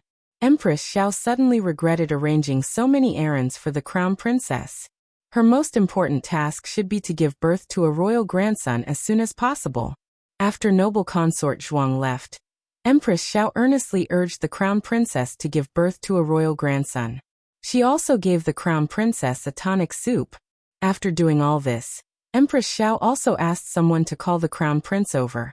She asked him to reduce the important matters of the imperial court and give those to his subordinates so that he could have more time to give birth to a royal grandson with the crown princess. The crown prince was a filial son. That night, he left his official duties behind and returned to the Eastern Palace early. The crown princess sat quietly in the room. On the table was a bowl of medicinal soup that was about to turn cold. Linlang. The crown prince strode into the room. The crown princess stood up, turned around and bowed to him. "Your Highness." The crown prince stepped forward and held her hand. His eyes were full of gentleness. I already said that you and I are husband and wife. When there is no one else, you are not allowed to be so distant with me. The Crown Princess smiled. Your Highness, why are you back so early? Have you finished dealing with the matters of the Ministry of Personnel? The Crown Prince said. How can those matters be more important than you? As he spoke, he noticed the medicine on the table. Is this the medicine that Imperial Mother gave you? Why haven't you drunk it yet? It's almost cold. It was too hot just now. The Crown Princess put down the book in her hand and reached out to pick up the bowl of medicine. The Crown Prince suddenly said, Lin Lang, in your heart, have you still not forgotten cousin? The Crown Princess raised her head with a smile and looked at him gently. How can that be? I am now your Highness the Crown Prince's person. I only have your Highness in my heart. Don't think about cousin anymore. Cousin can't let you be the Empress, but we can. The Crown Prince hugged her soft waist. Lin Lang, give us a child. The moon was dark and the wind was strong. The candlelight swayed gently. The directorate finally finished a day of classes. Xiao Lulang used his walking stick to return to Jade Water Alley. The door to the courtyard was left ajar. A lamp was left on in the central room. Xiao Lulang entered the courtyard, closed the door and bolted the door. When he entered the central room, he found that Gu Jiao was waiting for him. However, she had waited for too long and had actually fallen asleep on the table. Her head was tilted to the side as she rested her head on her arm. Her small face was squished and the red birthmark on the left side of her face was faintly discernible under the flickering candlelight. The night wind in March was very cold. Xiao Lulang turned to close the door to the central room. His movements were very light, but Gu Jiao still woke up. She rubbed her eyes and sat up in a daze. When she saw Xiao Lulang, she immediately woke up from her drowsiness. Her eyes were sparkling. You're back. Are you hungry? I'll go heat something up for you to eat. Her eyes were too bright, as if they carried warmth.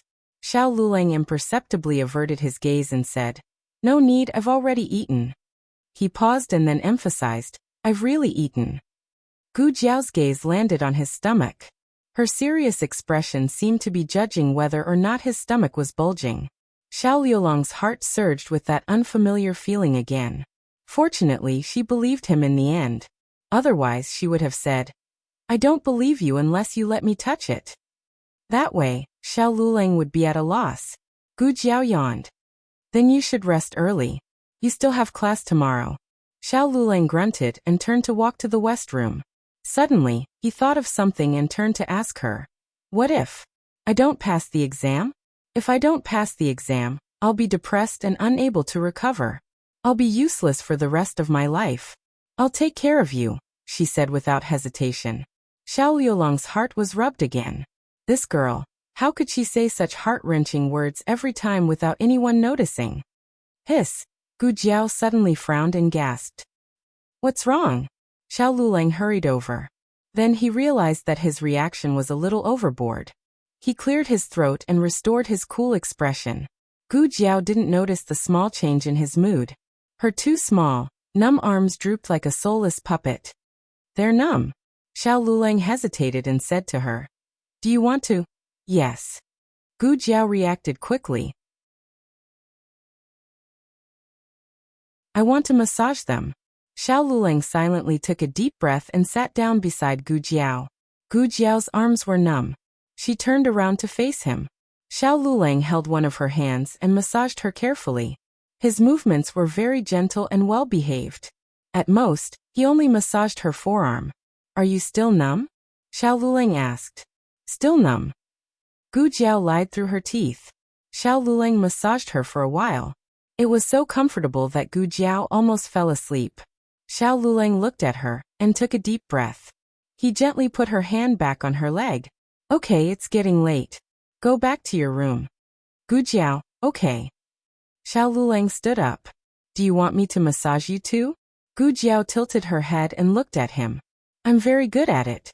You've been working all day. Do you feel dizzy and tired? Her serious eyes seemed to say that if Xiao Lulang said no, he would be a jerk. Xiao Lulang sat down helplessly. Don't sit so far away. Gu Jiao moved her small chair closer to him and pressed it down for him, as if it was something important. At first, she was well behaved. But as she massaged him, she felt that something was wrong. Xiao Lulang was puzzled. What did dizziness and fatigue have to do with his chest muscles? Are you sore here? Are you sore here? Here. Here. Here. Xiao Yulong's whole body tensed up. He took a deep breath again. Your shoulders are not sore. My stomach is not sore. He had heard of backaches after sitting for a whole day, but he had never heard of a sore stomach. Gujiao. Okay. Her little hand changed to another place and continued to massage. She was massaging with great strength. Xiao Lulang did not know how many deep breaths he had taken that night. He closed his eyes and said, My back is not sore. My legs are not sore either. My waist is not sore. Gujiao raised her eyebrows. Okay. His waist was so good. It was strong and there was not a trace of fat. Gujiao smacked her lips and withdrew her hand reluctantly. She withdrew her hand, but her eyes were still glued to his body. Xiao Lulang clenched his fists. What are you doing? Gujiao shook her head. No, I'm not drooling. Xiao Lulang. Digression, it's the end of the month. Don't waste the monthly tickets. The latest chapter of this book is not finished yet. For more exciting content, please scan the QR code below to download the app. Novels are updated at a faster rate. Millions of novels are free to read. Novels with connotations that you can't find online are all available here. https://www.zhbqg.com/89642_8964286/1133727734. HTML Genius memorized this website's address in 1 second.